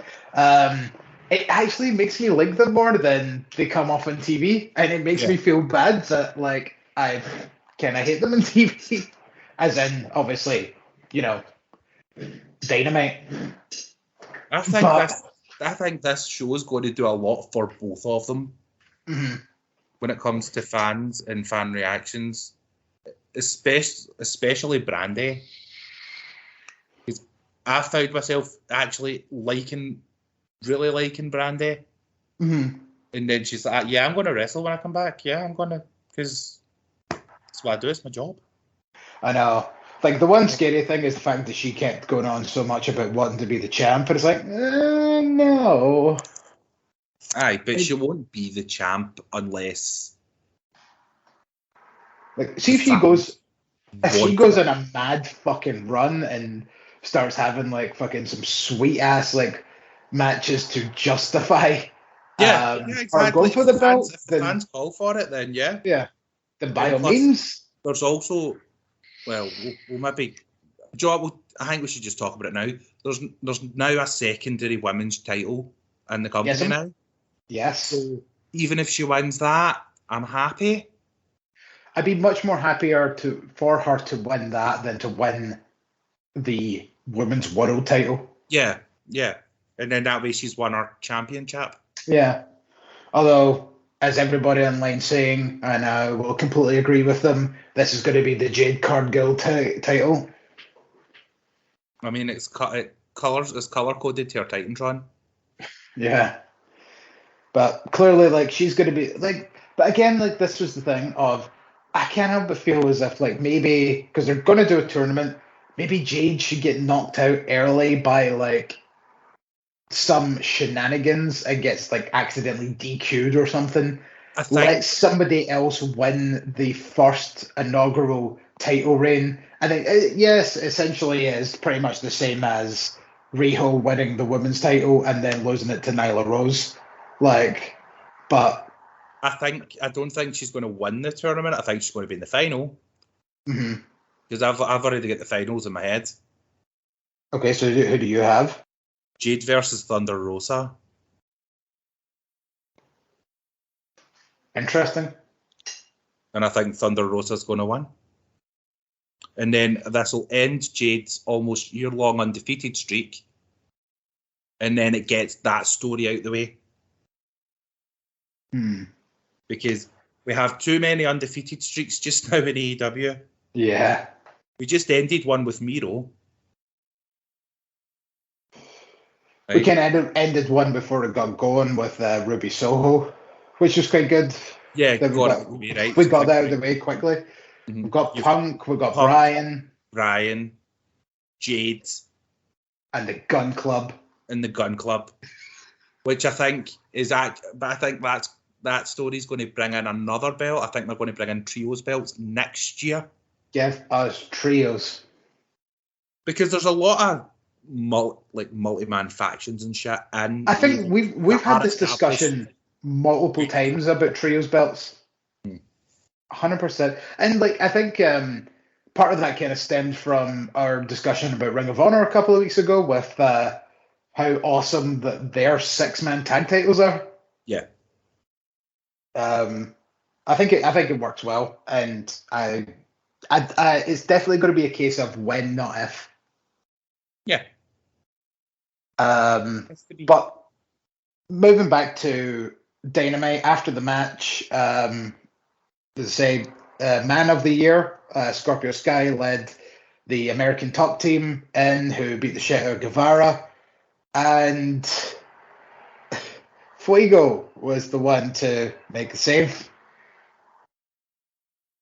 Poor Fuego. They tried so hard. Then Chris Jericho's music finally played, and he got his pyro. And while they cleaned house, Jericho's music just continued to play. And the fans got to sing their thing, even to the point where, like, Dan Lambert leant in to it. And he's like, God, will you shut up? And then everyone's still singing it. Even he had, like, a kind of smile on his face of, like, okay, this is kind of awesome. So he's just like, he let it happen. And then it's kind of like, are you done yet? like the fact that he played in it was really fucking cool. Dan Lambert is a fucking gift to professional wrestling. It really is. Like, I feel like he was going a bit too far with the whole AEW sucks thing because he just kind of said the same thing week after week. Now that he's like getting a bit more juice out of this. He's getting this sort of thing now. He's going back to like his Impact days. Like, it was really fucking. And it was good on fantastic in Impact. Mm-hmm.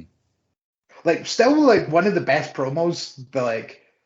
That he cut was that one where he started talking about being a real wrestling fan. He's like, "Oh, you think just because I work in the MMA business that I'm not a wrestling fan? Well, do you know who has the AWA TV title that stopped being in circulation in like 1986? Well, yeah, like you don't know who it is because I fucking have it. There it is, right there. Boom.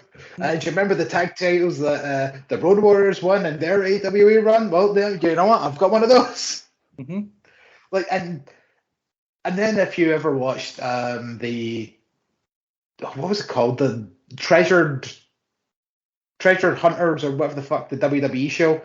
The Booker T one, they were looking for one of the WCW TV titles. The Booker one, like early in his career. And they went to Dan Lambert and they showed his collection of wrestling belts. And Jesus, that is a beautiful sight when they show that room. Like he's a real fan that gets it. So Lambert said that he mentioned some MMA guy, right? It's here. Santos. He mentioned him, yeah. Jorge Masvidal. Yeah, Jorge Masvidal was the King of Miami, and that's where they're heading next week. So next week he's bringing in Junior Dos Santos. And they're going to team with Men of the Year against the Inner Circle. I was doing a wee bit of reading about because I was trying to figure out why American Top Team's in AEW at the minute. Mm-hmm. And I read an interview with Scorpio Sky, and Scorpio Sky says that Jorge Masvidal is a fully trained professional wrestler already. Wow. And he says that Junior Del Santos will fucking surprise you. Okay. So I'm in for American Top Team versus Inner Circle next week. Yes. Now that you've told me that, it's going to be. I'm more intrigued than I was. So I was trying to figure out who the younger guy was, and I still don't know who he is yet. The one that was running about in his shorts topless. I can't exactly tell you. Like the thing is, like I know like all of these names through like when I used to listen to certain podcasts that used to talk about wrestling and MMA. So I know like a lot of their names, but I couldn't put faces to most of them. Mm-hmm. The only one from American Top Team that I could put like a name to the face to is Colby Covington, but he won't be getting used in AEW because he's a massive MAGA guy. Yeesh. Mm-hmm. I think he's actually been dropped from American Top Team, actually. Really? Yeah. Well, because of that stuff, or? No, I think it's just because his attitude. Other reasons. It's a bit of that. Mm-hmm. So, the Acclaimed say that they're the numero uno tag team in the tag division, and they went on to face Lucha Brothers on Rampage for the belts.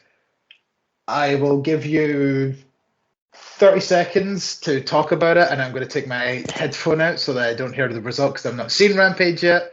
So your 30 seconds start now. Match was good. I thought that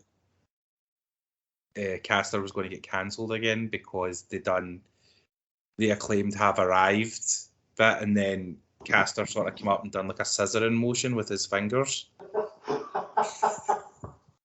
So I don't know if Chris can hear me, but as you might, he's laughing, but he can see me and see what I've done. But it was a good TV tag match. 5, 4, 3, 2, 1. Okay, so what I got from that is that two of them scissored at some point. So that's what I seen from your visual description.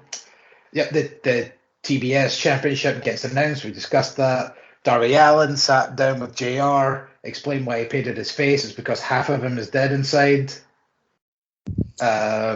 It's that kind of annoyed me a wee bit. But I think it was got to do with newer viewers explaining the half face paint, because he already done that.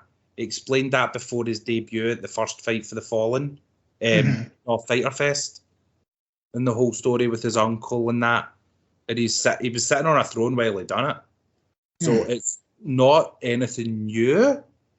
When MGF dropped the bomb, I was like, yeah, this isn't a bomb. If you've been watching AEW for the start, you know this. I know. Unless maybe because I mean, to be honest, I completely forgot about it. So maybe it was kind of a nice little reminder for a few of us that kind of forgot that fact. Right, that's what I was thinking was it's maybe for the newer fan that's maybe just getting in. Yeah, the newer fan, and maybe a wee reminder for those us idiots that forgot. Obviously, you didn't, but I did. So we're beginning it was what it was now of AEW. Yeah. In fact, we're almost entering year. We're year 3 of Dynamite, but we're year 3.5 to nearly 4 of AEW as a concept. Yes. So some reminders of things. At least they're still keeping continuity and they're keeping their stories straight instead of just, we'll tell them what suits us. So, you know what? Thinking about it it doesn't actually bother me. Yeah. I'm just a moany bastard. It is what it is. I know, I probably would have moaned about that as well, or something along those lines. Had it been oh, well, if you've been watching for a long time, you would have knew that. Because I do get that all the time when people ask stupid things oh, who's this guy? It's if you watch the product, you would know who this guy is. My favourite one of them was when Mox was defending the IWGP US belt with Dynamite, and somebody's like, oh, what does IWGP mean? I'm so happy that they've got this new belt in AEW. I don't know what it means. I'm like, yeah, because it's not their belt. I know, Jesus. And it's quite funny when you think about how many different belts, from different companies, have been defended in AEW at this point. Yep, Impact, World Title. You've got AAA tag titles. AAA tag titles, and AAA tag titles are getting defended next week. And the Mega title as well. When was the Mega title? Kenny Omega defended it against Sammy Guevara once. Did he? Mm-hmm. Wow. That might have been on Dark, actually. You also had the NW Women's belt that's been defended a few times. Yes, on Dynamite and buy-ins. Yep. So there is a lot of... And the IWGP titles we mentioned. The US title, sorry. So there is a lot of collaboration. Let's see.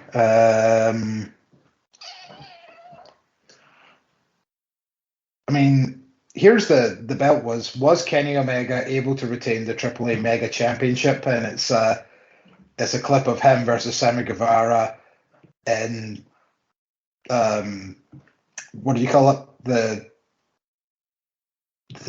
palace that we keep getting the name fucked up. Oh, Daly's Place. Daly's Place. Oh, do you know what? I remember it now. It was very early on pandemic, just out of the night. It was just after they started filming outside the Nightmare Factory. Mm-hmm. Yeah, because I think this was when they still didn't have all their titles, so they were trying to use the AAA title as one of the few belts to keep interesting titles or whatever. It was the beginning of the pandemic. Yeah. Because I think this was when people like Nyla Rose and all that weren't there, and when the Young Bucks couldn't make it. I mean, they weren't champs at the time, but whatever. But yeah, so Darby Allin took on Nick Comoroto. 1, 2, 3. Darby Allin wins with the coffin drop. Yeah. That's basically what it was if you watched it on TNT. What? That's basically what it was if you watched it on TNT. Yeah. Because the match starts, they go to a quick commercial break. Next thing you know, they come back for commercial break. Darby does the stunner, and then goes up for the coffin drop and wins. Wow. See, like sometimes investing in AEW Plus has its benefits. Yes. QT hits a diamond cutter on Sting after the match, and Sting immediately gets up, kicks QT in the nards, and hits the Scorpion Death Drop. I think That's what's deserved. True that. But I don't think his hair transplants worked completely. You know what? Like he's balding again at the back. Points for trying. Getting under the knife again. Points for trying. Like if you have the money to fucking do that, then like absolutely. I'm in the same sitch as you, QT. So I ain't gonna shit on you. I mean, last year when he got it done, he looked like a fucking new man. Yeah. And I will hopefully he can get it fixed. Like it's very clear that like him getting that hair transplant, it's obviously, kind of, what's the word?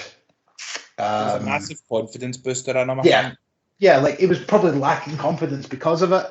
And going for it, like trying to get his confidence back. And I feel like he did because he went on a kind of decent run after he got it. I mean, the Natural Nightmares were getting pushed, and he ended up getting his own faction. And he was just pumping alley for a bit. Yeah, so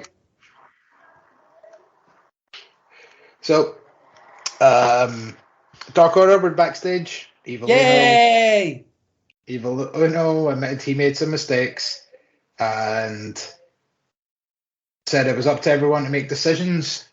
Reynolds suggested they all vote, and then they started bickering. So Anna Jay comes in, does Anna Jay stuff, gets them all on the same page. Yeah, because they kind of came together last week after -1 threw some papers at Uno, and then Brody's wife gave them a stern talking to. I think the papers were enough. I mean, it's clear that I don't want to mess with any member of Brody's family. Especially Mama Bear just now, because she went on a fucking tirade on the old Twitter box. Oh, really? Well, after last week's show? That last week, I seen it on maybe like Tuesday. Because I think she was getting some flack for her son being on TV. Yeah. And she's like, to all those people that think that I'm pushing them to do this, and I'm basically one of those fucking overzealous stage mums. Look, here's basically, Brody had free time at school today, like during his free period. Here's drawings that he done. Wrestling means fucking everything to him. And it's all different types of gear that he wants made when he becomes a wrestler. And he's actually starting like designed it all and shit, and different themes. He's got like a Guardians of the Galaxy style one that he's drew, and one for his dad's and shit like that. So she's like, look, don't fuck with me. Yeah. We're going through a hard time. This is what makes him happy. Happy just now. Don't piss on that. Plus he gets to hang about with Tay Conti all the time. Right, and his best pal 10. Yeah. And Anna Jay, I'm not taking anything away from her. Dante Martin was in the ring. He calls out anybody in the locker room for a challenge, and the last person you would want to show up shows up. That's Malachi Black shows up, kicks him in the face, and that's the end of that. Black grabs the mic and says, "The House of Black accepts." Do you know what's really? This is going to sound really fucking stupid, right? But so when the lights went out, I didn't think Malachi Black. Or did you think it was maybe somebody new? I thought it was somebody, another new person coming in. I was like, all right, who's coming in now? Who's this? Who's this? There's Malachi Black. I was like, oh, fuck! Sorry for a minute, I forgot he was here. How about that match I sent you, the picture of earlier with Malachi Black taking on Buddy Matthews at the end of the year at some random indie fed? I love Buddy Murphy. Mm-hmm. One of those ones that was very. He had the potential to be something, but the Machine were just not behind him at all. Nah, because the match that I'll always go to is fucking show you how awesome Buddy Murphy is I want to say the 2019 Royal Rumble. During the pre-show, you had the 4-way match with Kenta and the other two. I think Daivari was in the match, but that 4-way was in Kalisto. That was that 4-way match was fucking awesome. Mm-hmm. And they gave it maybe about 15 minutes, so they gave it a decent amount of time for a pre-show. Mm-hmm. So if you find yourself going, I don't know about Buddy Murphy, go watch that match. He's a fucking beast. Hell, I think the two of them had some pure beastie matches during the Performance Center days of Raw. Oh, when Seth was feuding with Rey Mysterio. Yeah. And then, obviously, by proxy, Aleister Black then came in. But that's how his eyes fucked. Mm-hmm. But I remember the two of them had I think it was at least 2, maybe 3 matches, and those matches that they had were because did they not have a mini feud before that? I think so. They kind of were squabbling, and then that all kind of came into this sort of feud, and it was a lot kind of came in at one time. Yeah, Buddy Murphy's awesome, so I'm down to watch that. Absolutely. Yeah, so the fact that we know that these two can work well together, it makes me excited to see what they can do when they're clearly going to be given more time and much less restraint. Yeah, where they can do what they want rather than have an agent book it for them. Exactly. So, keep your eyes peeled in fucking December for fucking coverage on that one, because believe me, come hell or high water, we will see this match. We will find it. Ricky Starks, with his FTW title, says that he was going to challenge Cage, but Cage wasn't here to a street fight. And then Cage shows up. So, on Twitter, yes, Cage was like, cool. Where's this Philly street fight then? Where is it? And then Starks quote tweeted him going, "In Philly, you stupid bitch." So that match also happened on Rampage. So why don't you give us a wee bit of detail on this one while I fix myself a quick beverage with the old headphone out. So 3, 2, 1, review. It was good. Again, it was a good sort of TV sort of brawl. Fair bit of weapons involved, steel chairs, trash cans, the usual affair. Cage was going to win, went for the win, but Hobbs and Hook showed up, and Hook again in the tightest baby vest I've ever seen. Cage, I think, no. Starks hit him with a spear, and they both landed on the pipe, but Cage kicked out. And then I think Cage hit him on the head with the snooker cue or something, and it opened up Starks. And then he went, Hobbs got involved again. Done? Give me a thumbs up. No, I'm not done. I'll give you a thumbs up. Hobbs then went for like the Cesaro superplex from the second rope over the ropes for the apron. Hook low blowed Cage. And then I just watched this like 3 hours ago.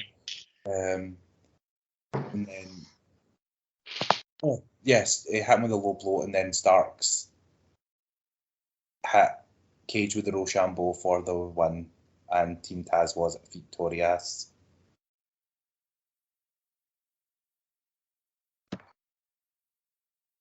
You're on mute, motherfuck. Damn it. Sorry, I just grabbed everything and brought it back in here, so I was still pouring my beverage at the time. Good boy. Yeah, well, there's that, and I can't believe the result. Oh my god, such a shock. So, see, like, this is the kind of thing. Like, even when I have not seen shows yet, I'll still get you these results you want and need, like, from it. Like, it's just the kind of podcast we are, where we're not just going to shy away because someone hasn't seen something or whatever. We'll still get in the nitty-gritty if we want to. This moves us on to Serena Deeb taking on Hikaru Shida, and if Shida wins, she will be the first woman to get to 50 wins in the women's division. No. I thought this was fucking genius. I was genuinely heartbroken. But now that it has happened, I completely see what they're going to do here, and it's amazing on like 2 different levels, because it gives. Well, we'll get through the result first. Throughout the match, Deeb started getting much more sort of vicious, and she was aggressive for the offset.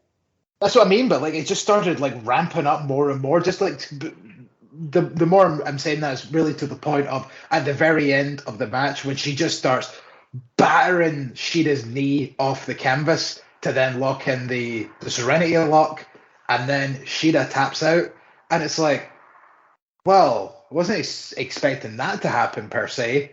And then like it's like, okay, well, Deeb done a win, like good for her. And then she grabs the trophy and then smashes Shida in the face with it. And it's like, oh, you bitch! Like beating her is one thing, but I get it. I'm completely on board with it. Like, imagine the way that Serena was feeling was, what, you're going to get a trophy for beating me? No, I'm not going to be your fucking 50th win. Fuck you. I know, but then she wasn't. Like, oh. Like she got people shake her hand at the beginning and say, like, nah, fuck you. Mm. But now, like, I'm going to do my cheer jumpy thing. No, you're fucking not. Slide back under the ring. Yeah, I did actually like that. It's like, yeah, you're not getting your fucking spots in on me, bitch. I know you now. But this gives like 2 different avenues. Now it's got Serena as a heel, which has so much potential, and it gives Shida a storyline, because Shida, as I've been saying for Lord knows how many months at this point, has not been on Dynamite since she lost the belt at All Out. Was it All Out? Yeah. Dubs are out. That should be our first show on the 31st of February. Dubs are out. No, it's oh, for fuck's sake, Fergal. Okay, Dubs are out will be the second show. Yeah, that works perfectly. Now this gives Shida a story, and as much as I hate seeing Shida lose, this is going to be good, because she's going to be pining for that 50th win over and over. And what should even happen is somehow she starts losing matches against like lower card talent on like Dark, and just do this whole, she has lost her confidence, she's lost her edge since losing the women's title. Like, sure, she's been racking up wins on Dark, but she's been kind of defeating lesser talent. So she needs to find a new sort of side of herself. Mm-hmm. And then when she finally gets that 50th win, she's got, let's see, we're about a third into October right now. Yeah. She's got 2 and a bit months to potentially get that 50th win before the rankings reset at the beginning of next year. So maybe it could be this thing. I don't know how you would be able to do it, kind of having Shida potentially lose for 2 months, but I don't know. I think there's some way that you can go around doing it. And then try and have her get that 50th win before the end of the year. Aye. And Serena as well, this has been quite long term. Because if you remember back at the buy-in at Double or Nothing, she kind of done the same shit to Riho. Yeah. Yeah, So you're right. It kind of feels as though this attitude is been building and building and building and building. But it's just like, nah, fuck yous, I'm out. Catchies, I'm going to fucking do yous.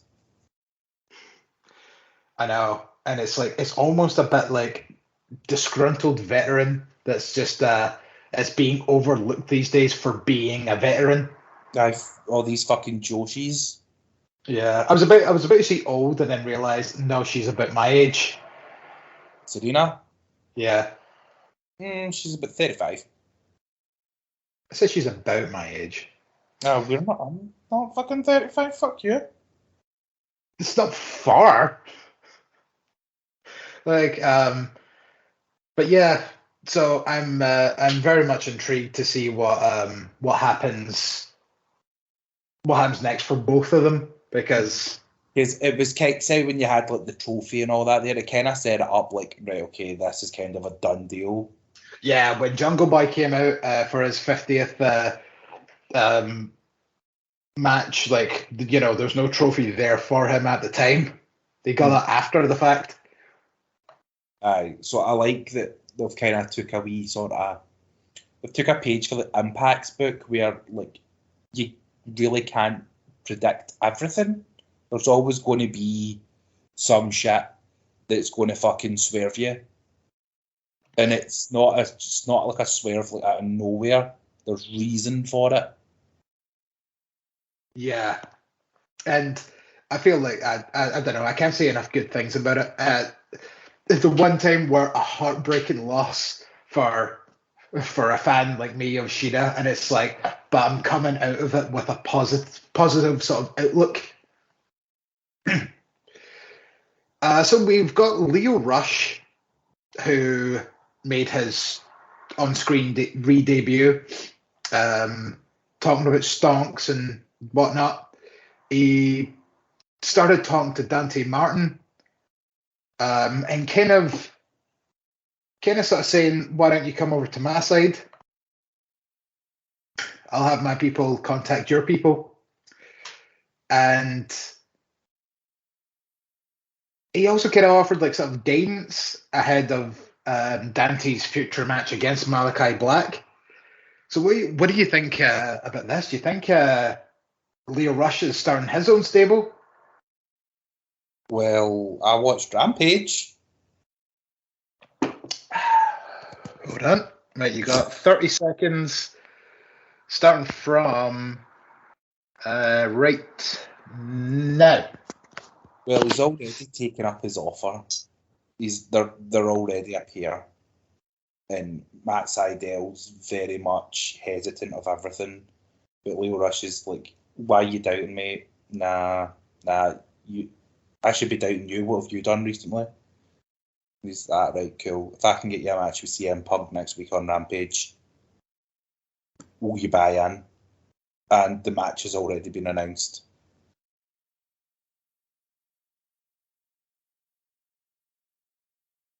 You're on mute again. I can't believe that. After all that, that's nuts. That. Moving on to Britt Baker, Rebel, and Jamie Hayter. They were backstage, interviewed about the TBS Championship. Britt Say Baker. your name right. Dr. Britt Baker, DMD. Yes, thank you. Excuse me. The doc says, well, this is brilliant. A new championship for the women. That means you can all leave me alone there. And I thought that was absolutely perfect because it's the way that's she's kind of shutting down the belt, but not in a negative sort of way. It's just well, now you just have something else to focus on, so that you're not all coming after me. This is the kind of the part where the sort of discussion of Thunder Rosa comes in, though, because that still needs to happen. So that's why I'm not 100% sure if I see Rosa. Well, I mean, she's clearly in this because we had a bit earlier on in the night where it was just a bunch of women going, I'm going after the belt. Mm-hmm. I mean, there's still space to do it because I think. Oh, yeah, including that really poor Sky Blue promo.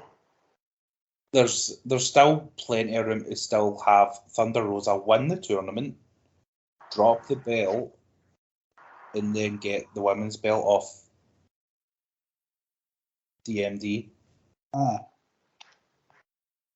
Because I suppose in my head, she's not dropping it until Double or Nothing. I know, it's just weird that you do have this low-hanging fruit here, and yet they're just not picking it right now.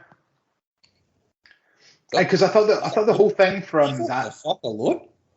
I guess I thought that whole point of that triple threat a few weeks ago was they were going to have Thunder Rosa beat Nyla Rose and Jade Cargill, and by pinning Nyla, and then Cargill's oh, I suffered my first loss, but I wasn't pinned, so therefore I'm still undefeated, or something along those lines.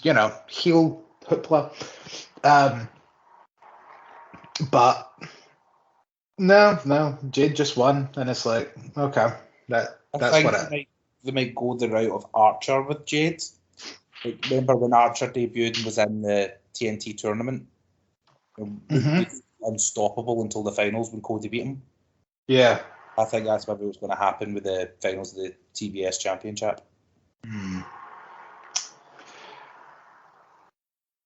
The other question, obviously, is when is the tournament happening? Because I can't fucking wait. I think the tournament will start soon. And the finals happen.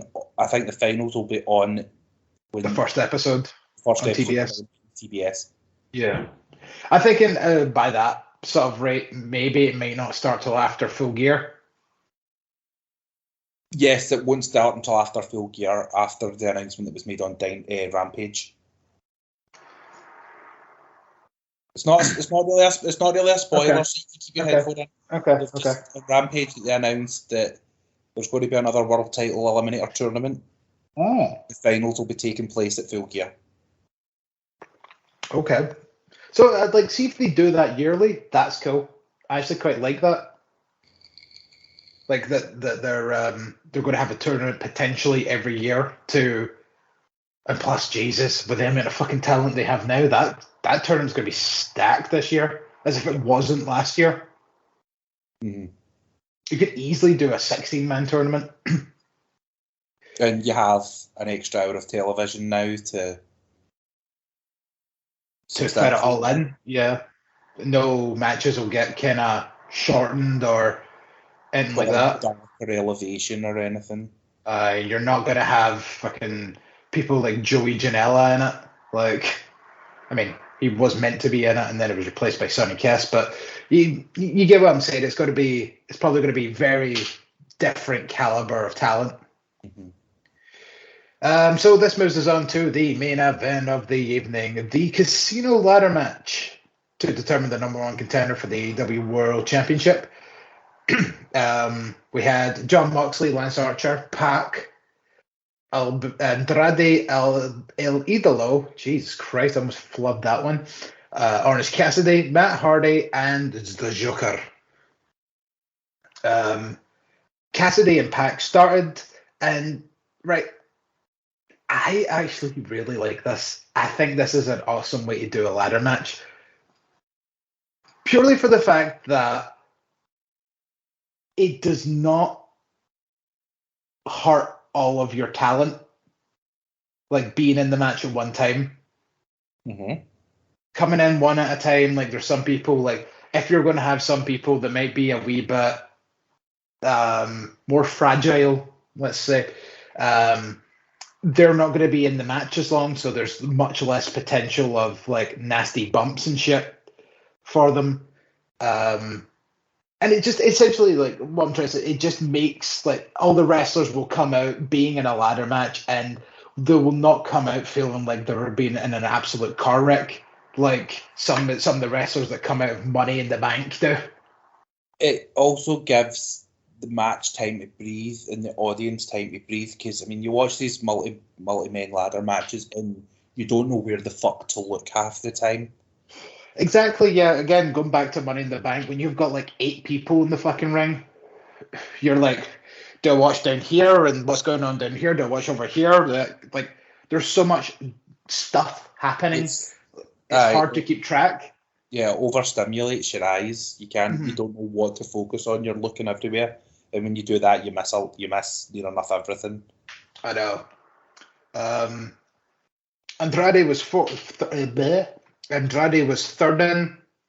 Matt Hardy fourth. He's kind of one of those people that was referencing as maybe being slightly more fragile. So him being in the match later, probably a really good idea. The best bit in the match, though, was when Archer made his way to the ring. Archer made his way to the ring during the ads. Not if you watch the plus feed, because I watched the plus feed too. But of course you did. But I'm referencing people that missed it. The best part of the match was Archer making his entrance. He picks up the stagehand and lugs him down to the ring, throws him at Andrade for Andrade to duck. And he just throws the stagehand. Poor guy just splats on the fucking floor. And then he's just rolling about. It's like, oh no. He was used as a weapon and a backfire. It was nice to see Jake.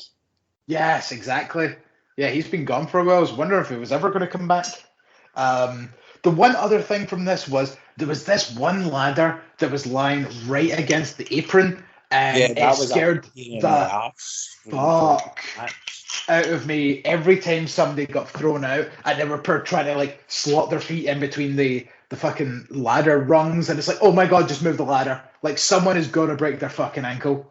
And I think that Mox came really close to it as well, because there was one part where he came back into the ring. He was in the ring and he got launched out like really violently, and he done that big old Royal Rumble-esque tumble where you go bada bada bada ba, and then he kind of rolled out, but he was probably like, my fleet's going here and roll. Mm-hmm. But yeah. The WWE sometimes, like, you people piss on them for being a bit overproduced and all that, but see, sometimes when the referees are there and they're moving shit about, it's for safety, and it goes to show that that's something that AEW still need to learn when it comes to stuff like that. Is those refs needed to move that ladder and they didn't. Mm-hmm. So the Joker gets ready. Who's it going to be? And it's time for some cowboy shit as Hangman Page returns. Oh, that. Yeah, you did. Congrats. And I don't know what's wrong with me recently, but say ever since All Out, I've been getting quite emotional watching AEW. Really? I'm really fucking emotionally invested in Hangman Page. He came out, got that big pop. I wasn't a full-fledged greeting like I was when fucking Suzuki showed up in AEW, but there was tears coming down the face. The happy tears? Aye. Aww. I mean, it just goes to kind of show, like, I mean, emotions in wrestling, Jesus Christ, there's been many. many instances over the years that where genuine emotion just through the love of like watching this shit have got to us. But I just feel like recently when it comes to AEW, like whether it's happiness, sadness, triumph or heartbreak or anything else in between, like AEW like has hit emotionally on a different level. Because for people like us who have basically watched AEW from the start, the Hangman Page's story has started since almost the first show. Yeah, pretty much. And it was that whole it's that whole thing of the evolution of Page, because when we watched Page versus Jericho for the first world title at All Out, we were adamant like against Adam Page. We didn't. Oh well, I mean, I'm speaking for myself. I don't know if I'm actually speaking for you or not, but I was completely against Adam Page winning it because it was just like, oh god, they're going to push the young guy that's not ready yet, and do, and then they didn't, and that was awesome, and it was a brilliant decision. Mm-hmm. And then they let Adam Page build up. And then they started the whole cowboy gimmick with the fun drinking and the funny things, including Adam Page's lower third that says, finally decided to show up for work. Yeah, the character of anxious millennial has worked for Adam Page, where the loss to Jericho fucking broke him. Mm-hmm.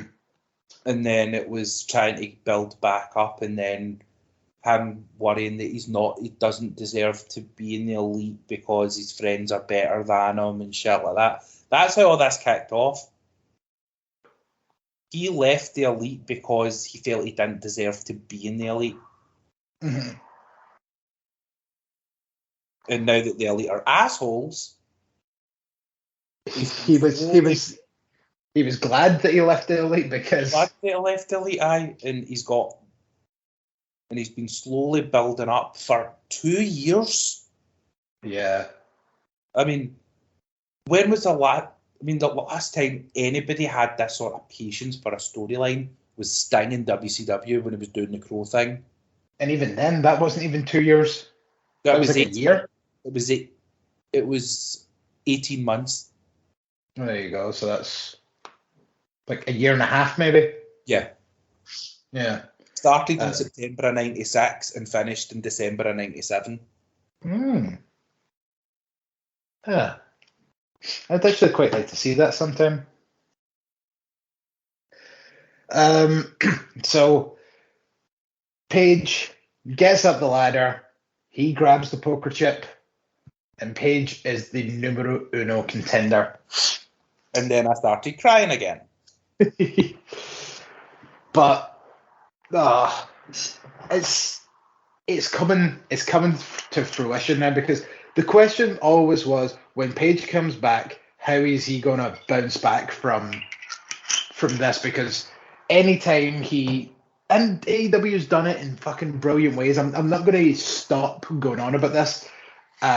Because the first time Page was number one contender, or at least top of the rankings, boom, that fucking surprise loss to Brian Cage, which knocked him completely off the ladder, and Christian Cage slid into that slot, and he was the number one contender going into the pay-per-view. People didn't like it, but you know what? That was great storytelling, because it took Page out of the running. Mm-hmm. And then, boom, number one contender again. And it fit with what's been my plan all along in this whole thing. Was do it at Full Gear. A year in the making. A year in the making of Kenny beating him in the finals of the Eliminator tournament. Yep. Then, next time he becomes number one contender, you have that high stakes match, which again he loses through shenanigans. So he's always been cheated out of his shots in some form or fashion. So now there was no way that he could be cheated out of this, and it was all down to him, and he'd done it himself. And plus, he had to win this because Kenny said after they lost the elimination tag, "I'm never giving you a world title match." Mm-hmm. So Hangman had to find another way to get one, and winning the casino ladder match was just the job. Yeah.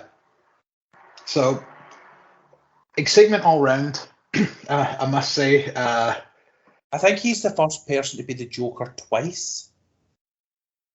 Yeah, 2 different matches. In the Casino Battle Royal and the Casino Ladder match. He's the first 2-time Joker. For completely different reasons in both of them. Mm-hmm. But, like, I can't wait now. Like, now knowing that this is obviously going to lead to Full Gear. It has to. There's no other fucking alternative. Mm-hmm. Like, I know that Daniel Bryan... Oh, fuck, I keep doing that. I know, it's going to take time. I'm trying so hard as well. I know that Dragon's fucking after Kenny Omega just now, but he's not wanting the world title. He just wants to beat him. Mm-hmm. Like, and that's a good, like, little extra note to kind of keep Kenny, you know, slightly distracted away from Paige. But the thing is, we're like, what, a month away from Full Gear, so we need to start this. A little over a month, is it not? Like, it's like the middle of November. It's the 13th of November. Yeah, so we've got time. We've got about 4 or 5 weeks. Mm-hmm. So we need to start getting this program. To be honest, like, it doesn't need a lot. All it really needs to be said is for Paige to be like, this time last year, you beat me at Full Gear. Well, this year at Full Gear, I'm a new man, and this year I'm going to beat you.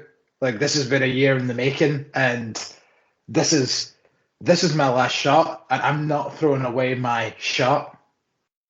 Mm-hmm. Just like my country, I'm young, scrappy, and hungry, and I'm not throwing away my shot. Cowboy shit. Okay, well, you know what? I think that's going to be an episode just now. And I think what we'll do is we will come back with the Free the Narrative tomorrow, yeah. Because we spoke a lot about a lot of stuff, and I feel like adding on Free the Narrative as well will beef this up to an insane level. So we'll split these up. This will make this a lot better. And so yeah, like we'll get this up. When you're listening to this, obviously you've already listened to it. So by the time you've listened to this, Free the Narrative will probably be available for your listening ears. So go listen to that as well. Unless you're a super fan and you listen to it as soon as it uploads. Exactly. You need to wait a couple hours. Yeah, you might need to wait until tomorrow. But either way, just thank you for your support. We love you all. Stay foxy. And Robert, if you want to hit us with one of those. Tomorrow, I love ya. Tomorrow, you're always a day away. Not gonna lie, you actually kind of scared me there, and I almost hit stop recording. Oh. See you later.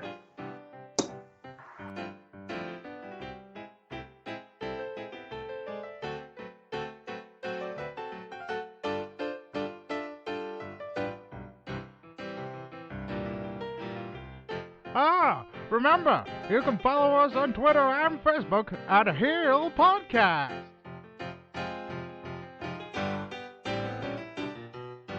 And also, don't forget, you can hear our archives on the World Wide Web at heelpodcast.co.uk. Well, that's all, folks. So long. Have a good day.